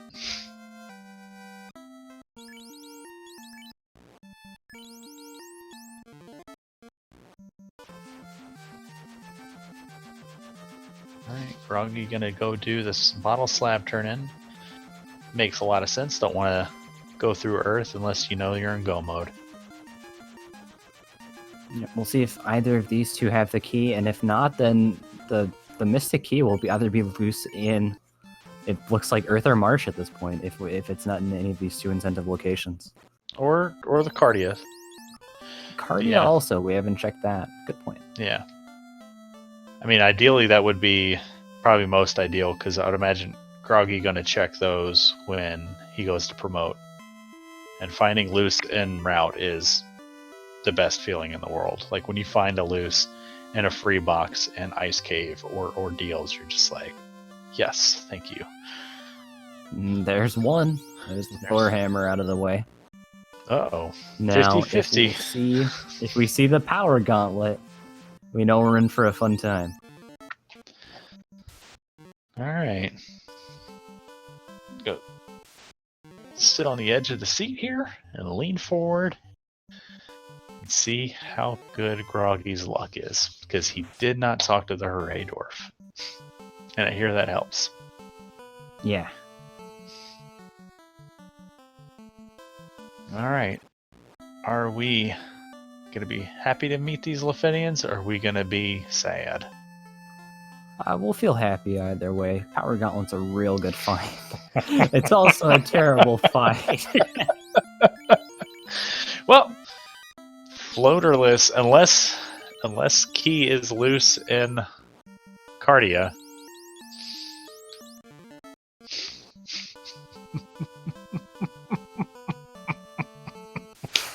Well, at least we know it's not in key lock, right? Yeah, of course. Now, I say that because this could have just as easily been the old men that gave us the key instead of the loot. So then we could be looking for a loose loot anywhere in the world. And what if I told you I've played a couple of these seeds where the Marsh incentive box ended up having the second loose? So, if this key is not in the Cardia Isles, then technically you don't need the floater at all. Mm-hmm.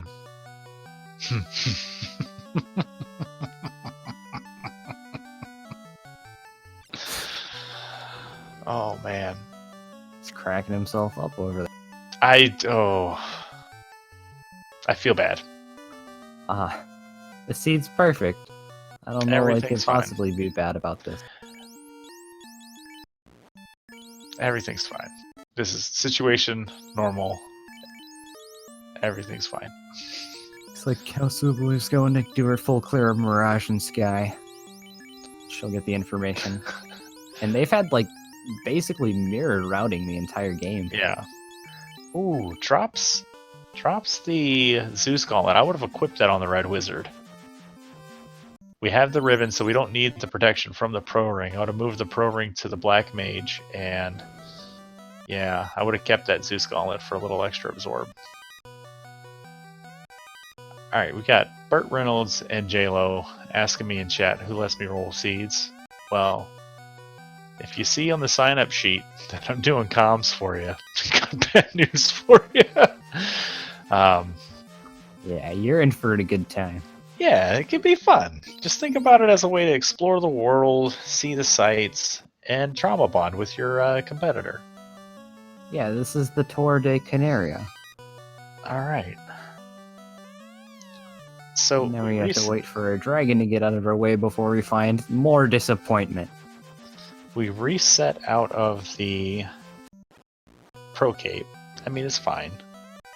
Another Pro Ring. Gonna equip that one. So we've got 2 chests here to determine if the worst case scenario has happened. One more, and it is the worst case scenario. We're either going to Marsh or Earth Cave. You gotta go to Earth first. But man, if we had we're going. It's like he saw it and he's like, oh, it's speaking to me, and he's going Marsh. See, Burt Reynolds brings up a good point. He says Galaxy Brains go to Marsh first. Go to Marsh next. See, at the beginning of the seed, I remember saying, do you go to Marsh? Because if you go to Marsh, it's a 3 to 4 minute time investment that could save you so much time in the end game. Because if he had gone here, that Ruby would have been his go mode, finding the rod in Crown. Or I'm sorry, yeah, finding the rod with Sarda. Ooh. So early Marsh here would have led to a floaterless seed. You probably wouldn't have had all this wonderful gear you get from opening all the boxes. But if it's here, ooh buddy. Especially if it's here. Look at that flame shield, flame armor. That fighter would have been looking real good in the early game. A little bit of money and cabin. Oh, I'm excited. I really want to see it here on the Marsh Cave. But my luck, it's going to be like on the top floor of Earth Cave. Meanwhile, awesome. These guards on kaosubaloo's side have got her in a stun lock. They've got Trance into stun spell. Oh no. Into Dazzle. So, again, the story of the seed has been, and they have Glare. What does kaosubaloo see that Groggy doesn't see? And it's everything. And they're unrunnable. There's a light axe, so all sorts of low-level fighter gear here that would have been wonderful to have. So, where's my team always Marsh? Where's my Marsha team? Another light axe. We could have been dual wielding light axes. Now watch this spike tile beat 3 guys. Part of the link chest. You just didn't pick it up. Yeah. No, you're absolutely right. Heal pot. Alright, 2 boxes left here. I still stand by the early Marsh play. Just because, like, a flame armor, flame shield, and a light axe early on. Gargoyles with lightning 3. That's. I don't know. You could have wiped that if you went early Marsh. True.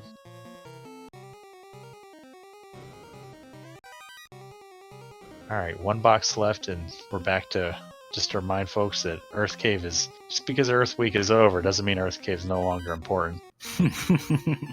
Aegis Shield's a nice find, but not necessarily. Did we just drop our opal armor? We did. Reset, Groggy. Yeah, he realized got a ribbon on that fighter. Just go ahead and reset. Yeah. You don't need the resistance that the Aegis has when you have the ribbon on. Heads up play from Groggy. So, did not need that. So, all right, we've got what, 13 boxes here? 14? No, there's 5, 8 on the bottom, 5 up top, 13. How many boxes are there here? There's not a lot, so. I don't know. I can't really count. After 3, it gets all blurry. I'm going to say it's going to be in the 12th box we open. Burt Reynolds saying 18. So let's 18. see. I'm going to have to go with 17 then. Look at this spike tile.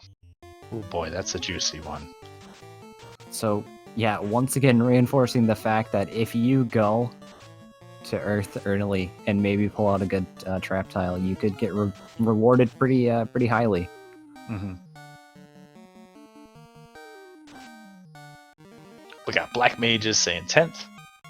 J-Lo calling for the Vampire chest. First box, silver armor. Just, we're going to warp out. Keep that Gershark XP. Why not?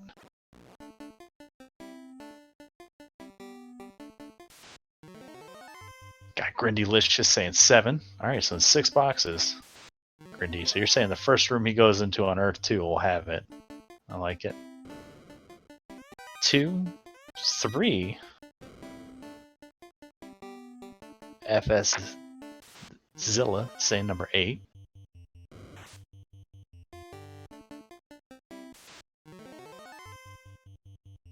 As kaosubaloo just doing this full clear sky, gonna lose a little bit of time. Ailmarkin saying number 13. That's number 3. 4. Wait, so that's 5 boxes now. Alright, so 5 boxes out of the way. And nothing doing. We've got a call out of the Armos chest. Unfortunately, wrong game, but I like where you're thinking. Trying to get our own Gannis Tower game going. Thunder showing up with a 21. Also,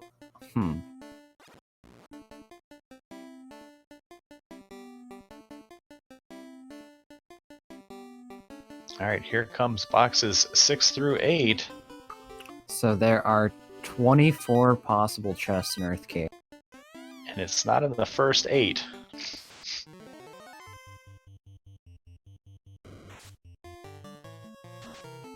Alright, True Rhyme saying it's going to be in the next box Groggy opens.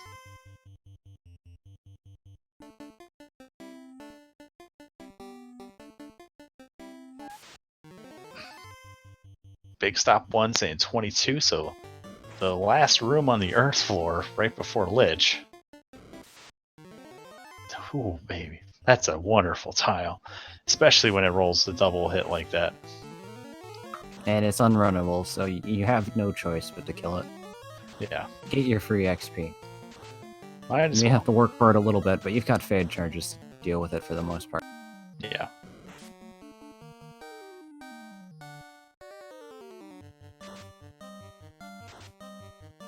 Alright. Here comes 9, 10, and 11. 9, 10, 11. Oh boy.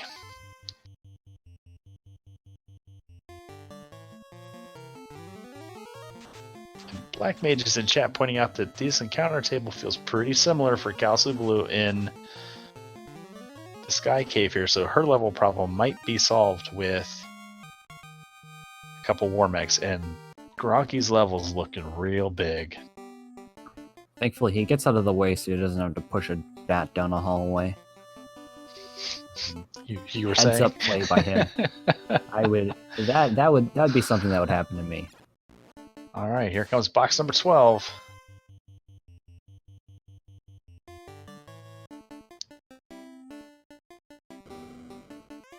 And we are halfway through.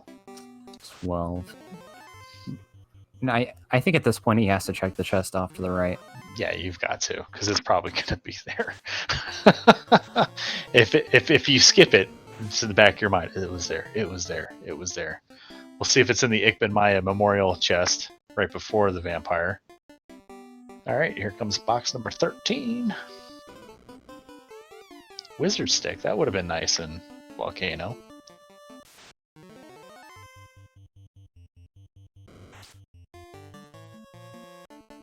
The Asher box coming in here at number 14.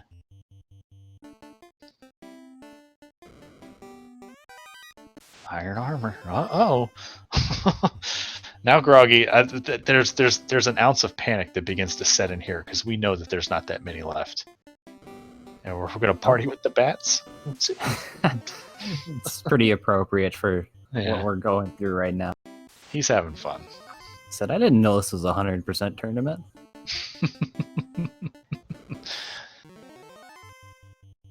Here comes box number 15. Take that fight one more time, just for good measure. There it is, the Ickben Maya Memorial Chest. The often skipped box before the vampire. I guarantee you, no one will ever skip that box again. Ickben Maya last week skipped that box in a race against Sealy Faye, had to full clear the game and come back skipped the box because the spike tile was nasty.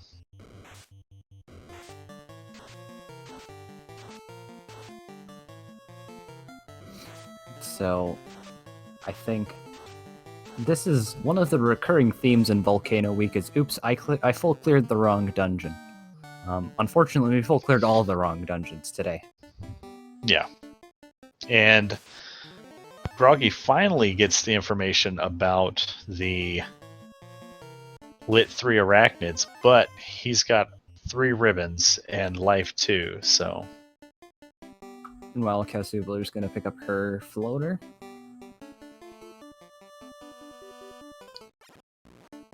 So a floaterless seed.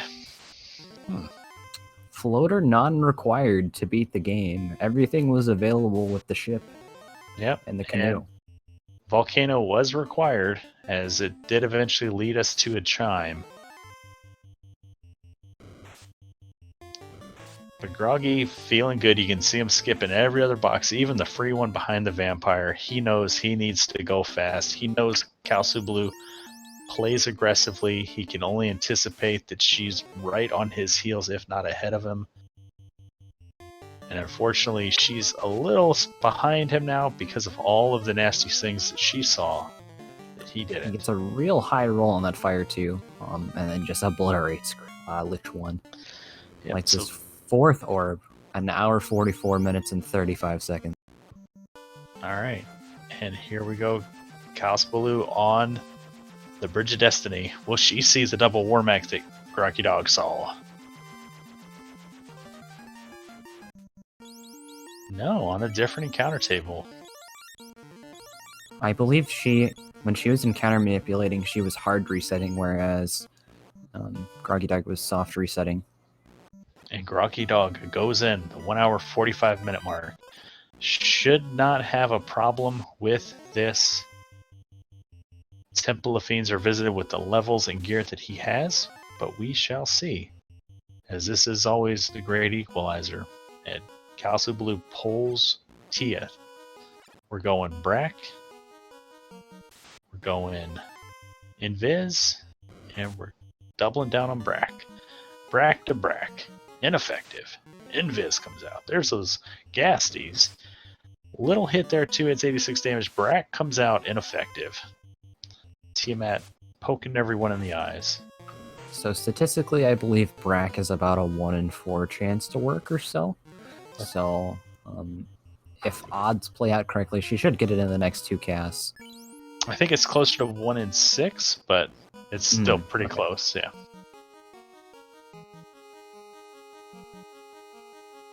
And we're going to keep going with the Bracks and the Fades. Hedging our bets a little bit, and Tia falls to the Fade. Level 21 across Aaron. I think that was her... Yeah, so about level 21 across the board. Pretty good levels. Not the levels that we want, because we're going to go spend some time now doing all these floater checks. She'll save time by skipping Marsh, where Groggy checked it. Unfortunately, this is just going to be a huge misdirection for her. This floater, as we know, leads to nothing except niceties. It doesn't lead to anything that's required. Yeah.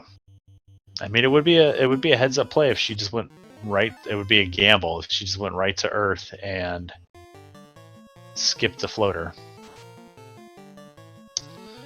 But here we go. Lich 2. Cake's coming out, swinging with the Masa. 5 hits, 230. Will Lich survive a round?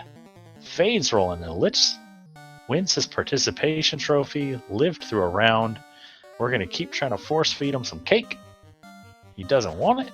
We're going to try to cut him for it, and he goes down. Alright, so far so good for Groggy, running smooth. Got good HP across the board, and kaosubaloo approaching the Ryokan Desert. Red D's with Glance, not too scary now.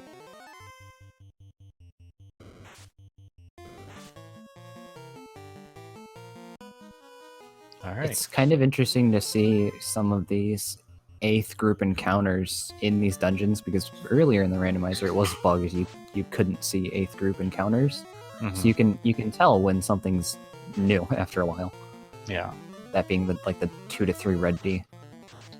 So not the best turn order here, but Carrie luckily only throws out Fire 3 and a stun.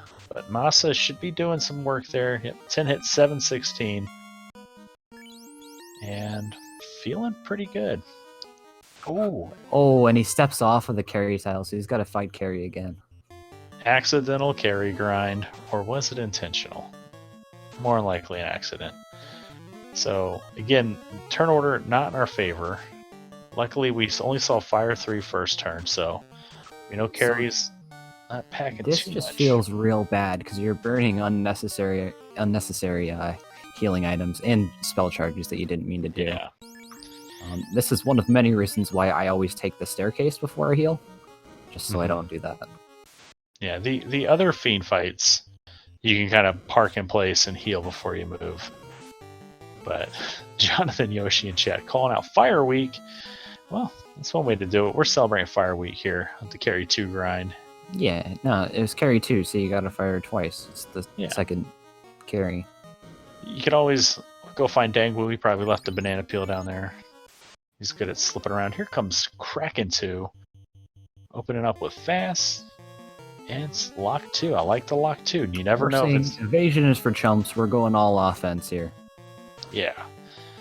Better to punch through than... And again, the swing before the fast comes out. Oh, okay. So, it's the knight for about nearly 350 damage. Thankfully, he does have hits of cure for it. Yeah, that's the best possible outcome for that physical attack. And again, back rows. So 10 hits, 900 damage. Kraken, very chunky. Time to start laying on some more damage. I'd consider pulling out a quad X here. He can't have too much more health. Yeah, and falls to the 127 fade. So, Groggy Dog cruising. See if Tia 2 can slow him down for kaosubaloo to catch up. Ooh, Crackwater. So she's taking a long, hard think about where to go next. Considering that we have that second loose. We took a reset and we're back on a boat. Wow. So it's actually not that bad of a play. She knows that the floater wasn't necessarily required. So if she doesn't tilt too hard and just goes right to Earth, it's not that much of a time loss. She just won't be promoted. But we're going to head back. So. Meanwhile, Groggy's going to go ahead and take on Tia 2. Gonna see what she's got today. Opens up with a lit 2. That's not the worst. We're physically and missing on the fasted fighter. That feels bad. Gonna switch, keep the tempers coming up. Probably would have adjusted to some lock 2s here. 4 hits out of the 10 potential they could be hitting. Ugh. And we're on to weights with Pork. Gonna hold on to those locks just in case we need them for chaos. Big fade roll for 300. Swinging for 198. Another fade comes in for 123. So that's pretty good damage. Okay, so she's gonna pull her airship out and likely go Earth or Marsh here. Yeah. Maybe just beeline to promotion. And down goes Tia 2. And take one step, find some vampires. Not even reorganizing the party or healing. This is pretty bold. And oh my gosh, the Whiz Vamps missed twice. That's incredible. That's some slippery pork. Are you sure it's cooked? Pork can be a little slimy when it's raw.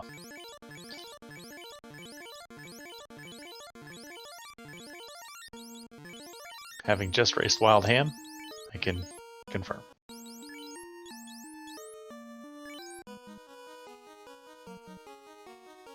Alright, 1 hour, 52 minutes, and there's the victory lap. You did it, Groggy. You earned it. Alright, how are we doing this? Lock 2s, we saved them for a reason. White shirt. power bonk.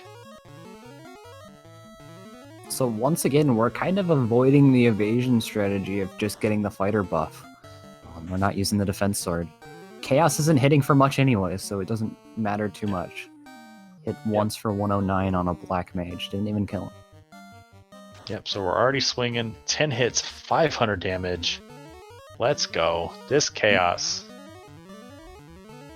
We're getting all our hits. This is when you just start dumping tempers into that fighter. Unfortunately, he didn't pick up temper on the red mage, so we're only getting one per turn. But, oh, we're doing more than enough damage to take him down pretty soon. Those fades aren't, but Masa's gonna do Masa things. It's like he's just waiting and swinging, and he takes out Chaos. This is with an official SRL time of 1 hour, 53 minutes, and 54 seconds. Wow. Get those GGs in chats for Groggy Dog. He's moving on to 2-1. Tough break for kaosubaloo with just seeing all that nastiness early on that Groggy just ice skated right past. This is something that we've talked about on our back before the spring tournament. We were having weekly races where I think it was actually the day one of the Duck Derby. I'm going to keep talking about that Duck Derby. It was a large group race. I believe there's like 9 or 10 runners in there. And I'm going to... Groggy. Hey, Groggy Dog. GG, man. Hey, thank you so much. I appreciate it. So I was just telling the story of the January Duck Derby when race 1, everybody saw everything awful except Dark Moon. That was very much the case that happened tonight, where you otherwise didn't see any of the really nasty stuff that was just throwing itself in front of kaosubaloo. You did see some of it later, but you were much better prepared. Lit 3 Earth and Marsh? Yeah, the Lit 3 arachnids that were on the spike tile in, I believe it was the Ice Cave, blocking in the 6-pack of chests. kaosubaloo took a nasty wipe there. She was playing super aggressively early on, was kind of beating you to some of the checks until we hit Volcano. And unfortunately didn't get the levels that you got outside of Crescent and had been sort of playing from behind from that point on. But played a super aggressive early game. You played clean, you played smart, kind of routed everything in nice. And talk to me about that key hunt, man. Yeah, that was... I mean, I think that's one of the most frustrating endgame situations, right? It's like, I am kitted out and I have no idea where anything is, and I have so many chests. Like, the one saving grace, right, is that it was the key that I was looking for instead of negates a couple annoying chests. I think my big fear was that kaosubaloo had gone Marsh to start, and there was like loose float or loose key in Marsh, which is why I did Marsh kind of like on the way to Earth, because it's just like, that would be information, right? I just have to book it. And that wasn't the case. You know, I'm not sure. You know, as I was going through and seeing those Lit 3 enemies, I was kind of glad that I waited to do Earth till last. It definitely made me feel a little bit better about it. I definitely was... I mean, I was a little bit bummed to see how good of a grind tile there was in the room that I see kaosubaloo in just now. Yeah. But there were so many good grind tiles that I could have taken advantage of, so that didn't feel like a huge loss. Yeah, I feel like I routed it reasonably well, right? There's always going to be a gamble. I think I hit the high density chest checks well with water and sky pretty quickly. Yeah, I think that the biggest gamble that you took that didn't pay out was going to Ordeals, getting the Ruby, and immediately dipping and going to Sarda. Yeah. It's something that I said that I would have done. You know, it's 2 key item turn-ins compared. They could have been go mode. If it was Rod and Key, you know, you're in go mode at that point. Yeah. But with it not, and you having to go to the waterfall and do that, it would have saved you a lot of time. But even still, like, I was thinking about it the whole time. So I love running the 4 forced that your party gives you. So the seed gives you at the start, and it was fighter triple white when you guys opened the seed up. Wouldn't have been bad. Yeah, that would have been an okay party with level 2 fade. Yeah, and I mean, you got the mass immune so early, and there's so many opportunities to get levels that, like, I don't think you would have missed fast and temper all that much. It certainly helped having lot 2 fast temper. Yeah. Lock 2 has been the real hero of the tournament for me so far. I never needed to use it in Duckling Derby, and I definitely found myself needing it and really relying. Like, just first thing, do it. Let's get this out of the way. That's more of a safety blanket for me than it ever was in Duckling stuff. I will say the one thing that has baffled me so far is that in this seed I saw Warmech twice. Last week I saw Warmech once. The first week I saw Warmech 3 times. So I'm currently averaging 2 Warmechs a seed right now, which is the dumbest stat I've ever gotten to pull out about myself. Well, I mean, you did well. I love the quick kill on Warmech 1 into the panic on Warmech 2. Yeah, that was scary. I mean, like, it wouldn't have been the worst because I would have just jetted to the top floor and got a floater again. But like, yeah, that felt rough. Yeah. I also I'm not sure if it was like obvious doing this. I was real nervous for this match after last week. My hands were sweating really bad, and so I had an early reset where I had forgotten to save and lost about 2 minutes. And then what did I do at the end? I did something else at the end that I'm blanking on. Oh, I fought carry twice. Yeah, you did the impromptu carry too. There were a couple moments we saw some nerves, but you steeled yourself and did well. Like, you talked about the early reset out of Provoca, the carry 2 grind, and there was also the oops, I dropped my. You noticed that? I was hoping no one noticed that. Yeah, I'm glad that you noticed it. Well, that's why I reset out, because I would have loved the Aegis Shield. Would have been a nice cap on it, but I realized I was like, wait, I still have the Opal Shield. Oh. You had like 2 Opal Shields and an Aegis Shield. You could have just equipped all 3 shields and just turtled through Tover. Yeah, that was silly. But yeah, I mean, I feel it's nice to be able to like say that I won it and feel good about it, because there was a lot of question for me in terms of Earth Cave and Marsh and Sky, and like, did I choose the right ones? I was really hoping to find the key in Cardia, because then that would have told me that I had made more or less the right decisions. And I'm not sure there were as many right decisions in this one, but I feel good about what I did, at least. And I think I've gotten a lot more comfortable with just like the complete necessity to grind along the way. So I think even if I had lost this one, I would have totally understood like what I did to lose it and would have felt fine with it. But it's nice to walk out of this week 2-1. And the tale of the seed continues as kaosubaloo finds that this Gershark Big Eye pack has Stun Touch. Yeah. So not the worst thing in the world, but just one more little instance of her seeing the nasty thing that you didn't. Such as the Argoyles with Bane. I don't know if you saw those. No, I didn't. Oh, wait, no, I did. They wiped me once, but it was really early on into a run, and so it didn't matter. Yeah. Both of you had a decent struggle through the Pillar Maze. I'm just comparing route, because you guys basically, you took the exact same pathing through the game. Really? Okay. Yeah. kaosubaloo, like, I kept rooting for her to do something a little different, and unfortunately, the meta in the community is to never go to Earth because there's so few boxes. But I don't know how many times we've seen loose items in Earth that it just feels like as soon as you get the rod, go to Earth. Because you're probably going to find something. I think I was just mentally scarred after last week. So the only routing difference that I was able to note was that kaosubaloo went to Volcano first. Wiped a couple times because that was not an easy volcano. And then I think picked up magic from Elfland, went back and cleared, and then did ice. So it was the flip of what you did in the Intercontinent. But other than that, you guys did the exact same thing. And I think of all the choices I had to make, the one I'm most happy with was bailing on Volcano and going to ice. Yeah, that was a heads up play, because you got the 1 ribbon out of the armory, and then that helped you get through ice, and then getting the Masa helped you get through carry, where kaosubaloo bounced off of carry 1 pretty hard. But she did have 2 ribbons going down there on her dive, so through ice. So that helped her there too. She also she's letting us know that there's nothing in these boxes. Good. What she doesn't know is it's going to be in her next box. Right. Yeah. Well, she go to the party bedroom. Oh, darn.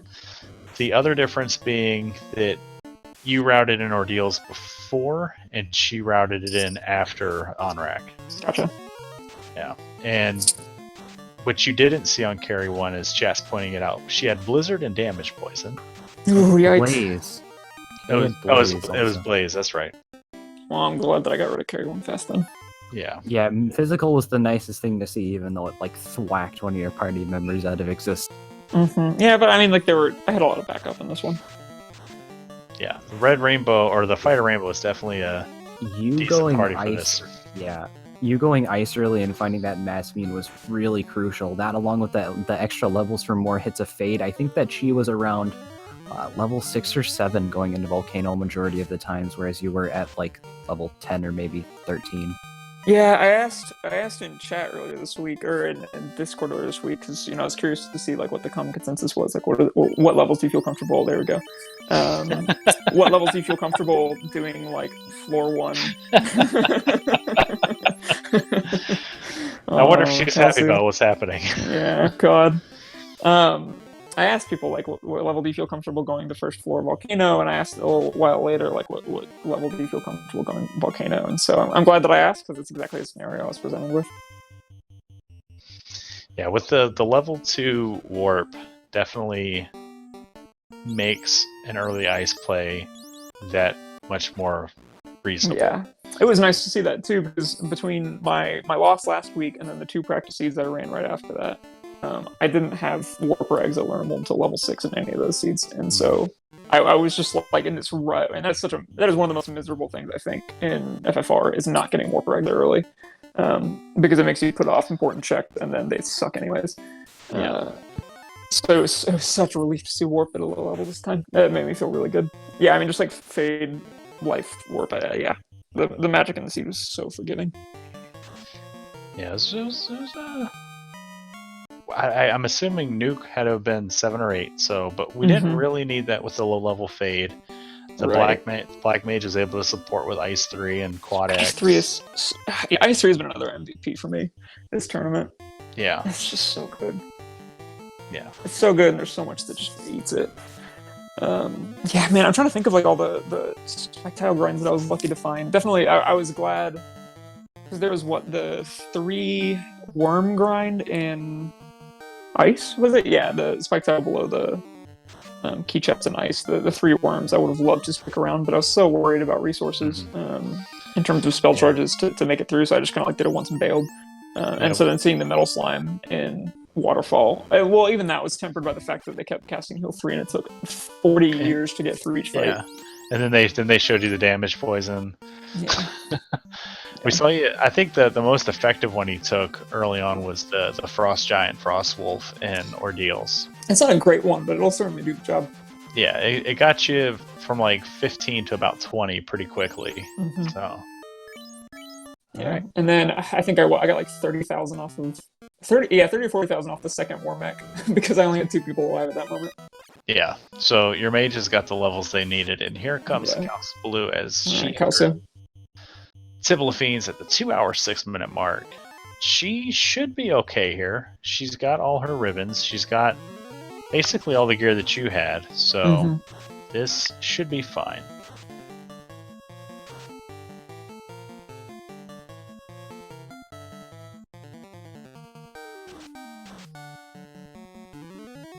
It's good. I wonder if she's feeling insecure and taking this fight. Doesn't feel like a necessary one, but I know it's just like I've had enough really rough Tophers and tournament flags that I'm definitely paying very close attention to how I feel about diving. Yeah, I mean, she's 23-24.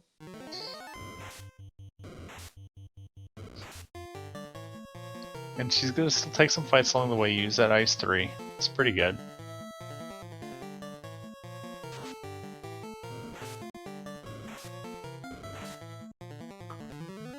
So yeah, these gas dragons have around 500 HP, not the most ideal to grind off of. Yeah.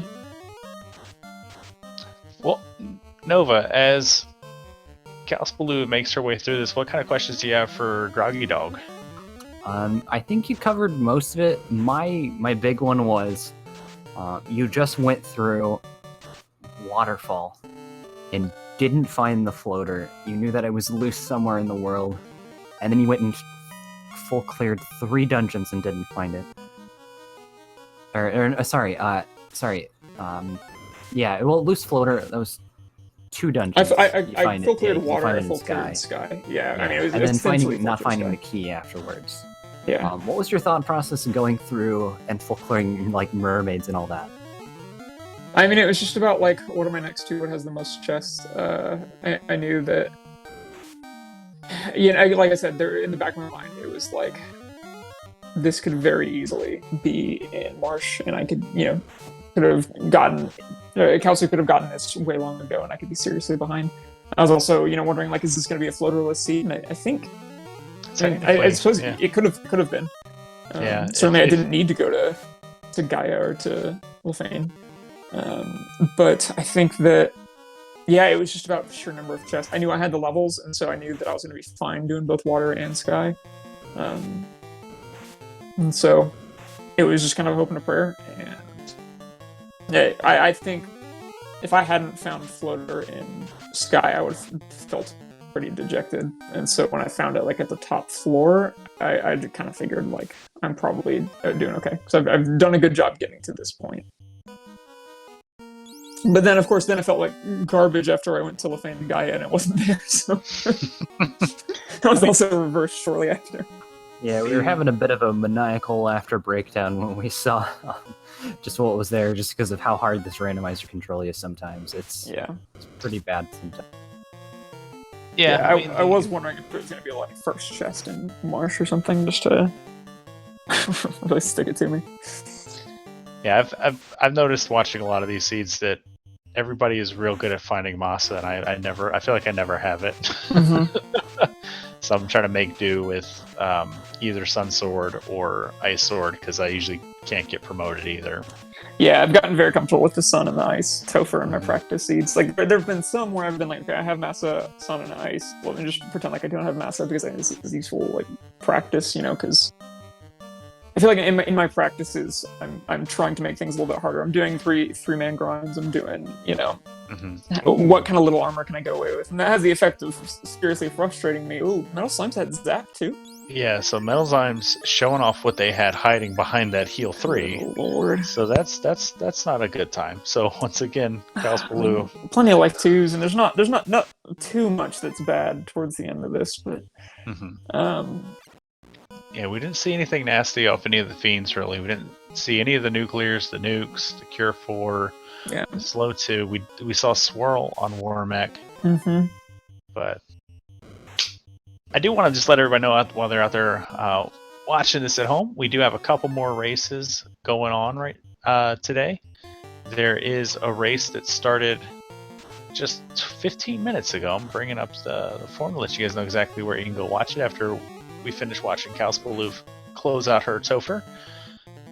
So it was at 7 o'clock, started on Speed Gaming 1, there's High Spirits and Specty. And then at 9 o'clock, on all these times being Eastern, of course, at 9 o'clock we have Silverfire taking on Grindylicious. So one of our veteran admins taking on one of the newer players that's been playing with the spicy 2-person party. Lich is clear. Oh, there it is. Yeah, I mean, like, as you said it earlier, it seems to have only gotten worse since I started watching. But, like, there's a lot that I did not see. Definitely demanding a little bit of respect here. Yeah, I did not respect Lich. I waited a number of times on Lich. I'm super glad I didn't see that. Actually, I mean, I would have been fine seeing it there. I don't think that would have done too much to me at that point. And thank you, D-Spags, for throwing out a link to the Discord in the chat. If you're watching this on YouTube, you can find our Discord at FinalFantasyRandomizer.com. There is a link to our Discord right there on the homepage. You can go there. You can get hooked up with a spectator role, so you'll never miss a race here during the spring tournament or any one of our broadcasted races. If you want to get set up and learn the game, we have all sorts of resources and folks there willing to help you out, get you set up, learn the game, learn how to, even if you haven't streamed before, we can get you hooked up with that. As wonder if kaosubaloo is going to take the carry 2 grind here too. Oh, and groggydog sharing his awesome website, themagitechfactory.net. It's another handy resource for not just learning the vanilla game, but learning the randomizer as well. It's a real good site. It has quizzes at the end of sections where you can kind of review what you know. I think it's real good. Check it out. Thank you. I definitely need to revisit it after I go through the spring tournament and learn some more stuff. Because that's one of the things I love about the randomizer is that you're just kind of always learning. Mm-hmm. I never really feel stagnant, or if I do, I know that it's only temporary. So we know Carrie 2 wasn't packing much, but we only saw the first spell. We don't know if she has skills either, so we're playing cautious here. We're going to defense, we're going to fast, we're going to white shirt and mage stick. And Carrie shows off what Fire 3 looks like.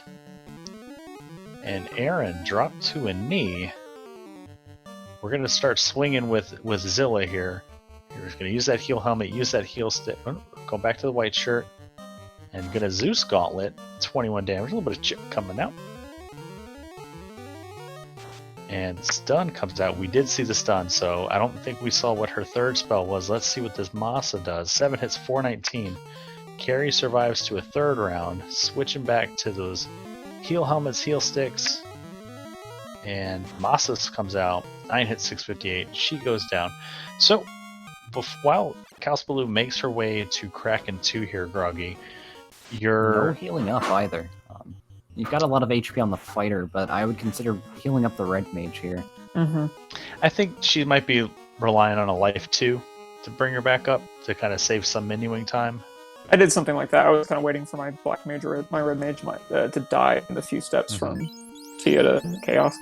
But unfortunately, the red mage stays alive as kaosubaloo gets a decent hero run through this seafloor, and just going to heal her up just a little bit. And here comes Kraken 2. We're going to fast, we're going to invis, we're going to white shirt, and we're going to defense. So 4 stacks of evasion going to land on Zilla here by the end of this. We don't get the fast off, but I'm pretty sure Aaron's got fast in her back pocket. And here it comes. So back up fast, another white shirt, and we're going to swing. 5 hits, 255. Unfortunate turnover there as the swing comes out before the fast. Luckily, we had enough evasion on Aaron for her to survive that hit, and now we're going to start tempering. And we're going to throw out that white shirt. That will get Zilla to evasion capped, and here comes Bane. So, I mean, that's not the worst to see, especially since the red mage got out what it wanted to do. We just have to hope that this white mage doesn't die here. where was our third ribbon? It was on Kraken side, so Yeah, 2 volcano, 1 Kraken side. kaosubaloo must have skipped that ribbon, or Aaron just got baned through a ribbon, which feels real bad. But Kraken gonna go down, and now we're gonna use life 2s, our last life 2, so not terrible. Well, Groggy, I was gonna ask you before we got the hero run. I didn't have time to. You're the reigning Duck Supreme.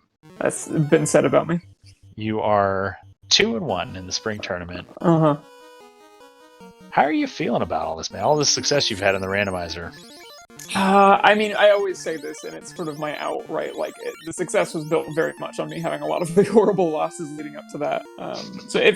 I think it feels good because I think I put in the work over the last several months, leading into the Duck Derby and then into this. I've really tried to just get those reps in and, stay positive about things, even when it's been very hard to stay positive, just because of, the way that I deal with things. But my honest goal was 3-3 for this tournament. There are so many good people who are just coming back, for this, and I think I have missed some pretty rough matchups in, the 1-on-1 and the 1-0 category. And so, I've been somewhat fortunate in terms of, not drawing CC. But it feels good, and, it feels nice to have 3 weeks. Sorry, what did you say about Ragnarok? Yeah, he pulled CC. Oh, yeah. Okay. Looks like that red mage isn't rocking a ribbon, considering that lit 2 hit him for around 60 damage. I noticed the same thing. Yeah, I think she skipped it in the Sharknado floor. Going for the 6% Brack. Not equipped? Or is it maybe on the Black Mage? And the Black Mage just keeps getting slapped? It's possible. I do want to call out something that kaosubaloo did in her menu. right before this Tia fight, a little heads up move. Her heal pots weren't in the right order, but she had that bottle sitting there. So pop the bottle, smart. get the fairy out, and get those heal pots lined up perfectly for quicker menuing. And there's Tiamat's Bane. So that's back-to-back Banes that hit that red mage. So yeah, I think either kaosubaloo has the worst luck ever or is not wearing a ribbon. And I kept forgetting to look at her menu when she was menuing to gear items for it.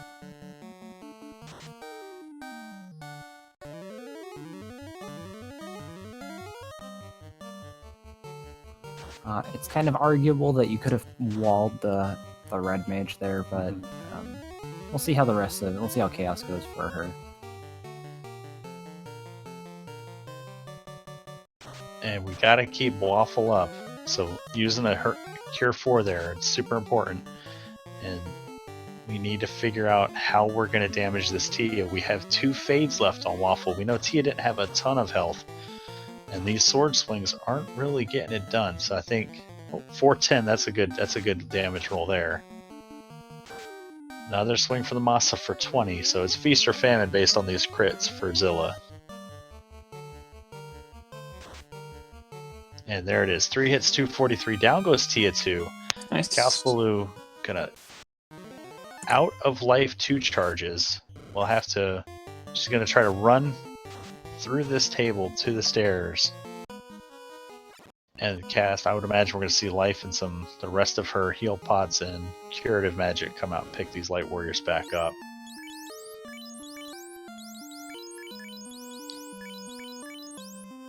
Can you use the cure 4 or use 1 cure 4? Okay, save herself some time.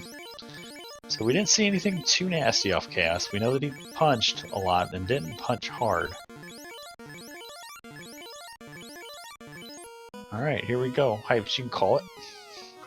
Okie doke. Alright, so we're pulling the chaos fight. We're starting off with a temper on the black mage, a fast on the red mage, white shirt on the white mage, and defense sword on the fighter. We get turn order on the defense, but a fire 3 comes out, definitely whittling away those black and red mages. White shirt goes off, followed by a fast. And then the temper gets off, ending the turn. See, next turn we're going for temper into invis since we're out of, or temper into fade, sorry, since we don't have any more hits of level 4 magic. We get a white shirt off, and chaos snipes the black mage. Looks like we're getting a lot of damage on chaos now, so we're probably going to see a fade wait, or fade white shirt wait fight. Hitting 9 for 1258, fade for 118, white shirt to close out the round. Oh, but Zap coming out from Chaos. Okay, so that takes out the red mage. Yeah, didn't see that. Seeing, white shirt into damage, and she finishes. With an official SRL time of 2 hours and 21 minutes flat. So, you gotta know it's gonna be a good, clean... well, here, she's here. Let's get kaosubaloo in the booth. GG's kaosubaloo. How's it going? So, I'm here to be yelled at. I would really like it if I could get at least 1 week where I didn't have floating or loose items in air. So, because I'm 3 for 3 right now. kaosubaloo. Well, I account for 2 of those, so I feel real bad because I also did your week 1 race.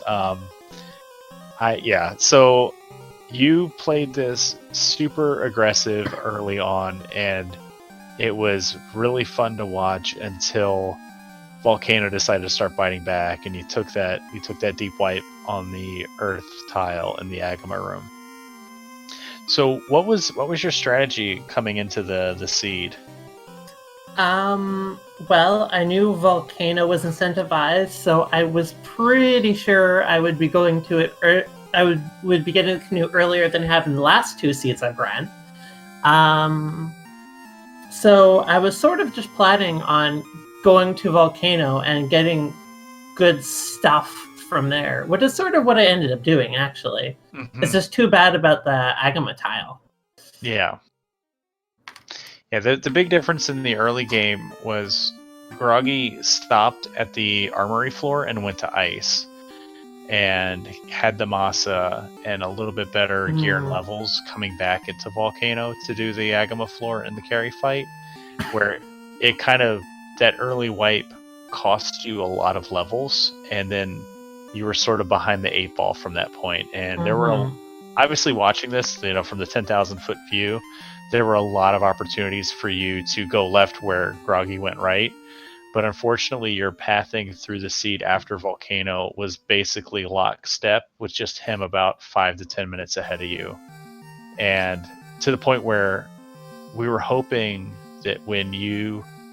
Because the only thing you did do differently was you did ordeals after C, and if you had done the full clear of Earth then, it would have blown the game open for you. But like, who goes to Earth when all of Sky is available and you don't have... I was actually considering going to Earth too, but I wanted to check ordeals because it was a free item. Yeah. Well, like, ordeals I think led to the Ruby, so that took you back up there, and then like Crown got you off the Melmon continent. So I actually almost did Earth then. The only reason I didn't is because I forgot until I was halfway to Air. Oh. Well, I mean, it was a strong race, kaosubaloo. Like, I've commentated 2 of your races now, and you run strong, you run aggressive, and it's just, it hasn't, the seasons we've been given haven't favored those sorts of plays, but I'm sure that they will soon. Like, I've seen these seeds like get blown open by early aggressive plays, and you're a terrifying runner to find in a 1 and 2 pool, and I do not envy whoever gets matched up with you next week, that's for sure. And well, I appreciate that you're trying to make me feel better after inflicting this on me. I mean, it's not lip service either. Like, I swear, like, I've been watching a lot of these races with these newer players, and there's something to be said, like, where there's uncertainty to, like, watching. Like, if you watch the vets, the Cheesinators, the Edges, the CCs, the Thunders, like, you see what they're doing, and they all kind of play at this upper level, and they have like almost a defined route and pathing through seeds. But when you have the newer players come in that aren't entrenched in those thought processes, and you diverge from them, it can pay out, and it can pay out huge. And it's terrifying because this is a casino theme, and there's going to be gambles that pay out here. And I think you and like the other newer players in the community are more apt to take those gambles, and it makes you a more terrifying opponent. So it's not just lip service. Like, I really do. If I end up 1 and 2 after my race with Jay Coper this week, I don't want to get matched up with you. Okay then. Yeah. So, or Groggy. If I manage to beat Jay Coper, I don't want to see Groggy either. I'm about to show up on the podcast though. Matchup is scary. Like, it's like... Where's Dangwoo? Give me Dangwoo. But anyway, that's so kaosubaloo. I don't want to step on your time to talk about the seed at all. So what are your overall thoughts on how this seed went? Well, I really wish the key had been literally anywhere else. Actually, no, not literally anywhere else. There's one place that would have been worse, and that would have been Marsh.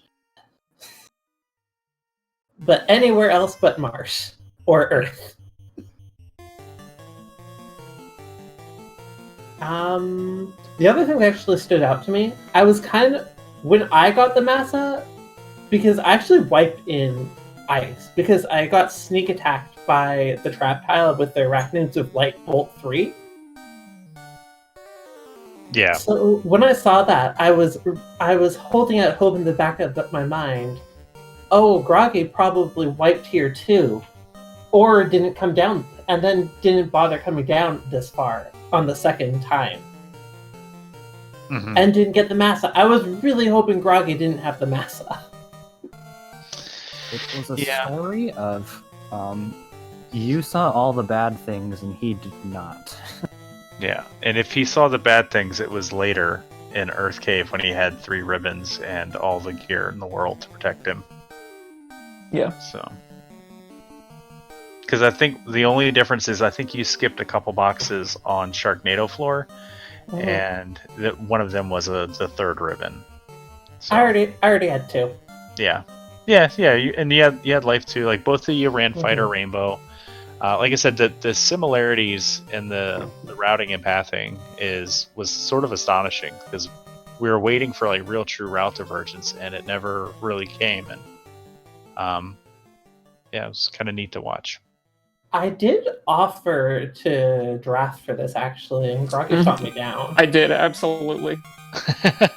Okay, this is a fun concept now that the week is behind us for you two. We'll do scenario A and scenario B. Scenario A, you guys draft, and kaosubaloo, you get the first pick in the draft. What do you take? Probably Fighter. All right. So, how would you respond to that, Groggy? Thief. And you get 2. Oh, right, it's Snake. Then I'd go Thief Red. All right, and then Okay. Then I would go White Mage, and I would kill my Thief and 3-man. and that would have worked what I well would've on been this. too. Yeah, that would have been actually pretty good for this one. So if you led the draft, Groggy, not knowing what you know about this seed or how kaosubaloo would have her draft strategy, how would you have opened up a draft? The honest answer is I would put White first because I love White Mages and I think a lot of people dislike running them. All right. So I would have said White.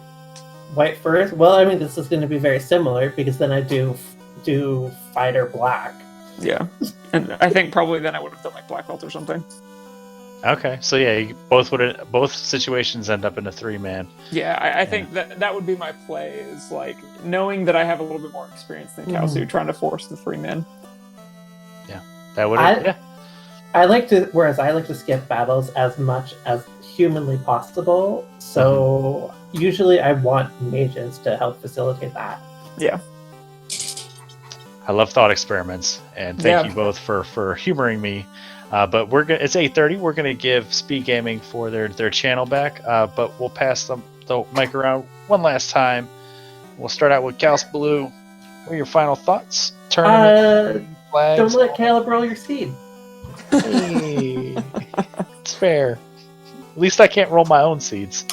It's been common in a lot of matches, and you get to roll seeds when you do that. So I don't know if you're putting 2 and 2 together, but I sometimes, I let other people. I go off for my co-com sometimes, but groggydog. Final thoughts, man. GG to kaosu. Best of luck. I think you got a real good shot at still making the last chance qualifier. So fingers crossed for you. Best of luck.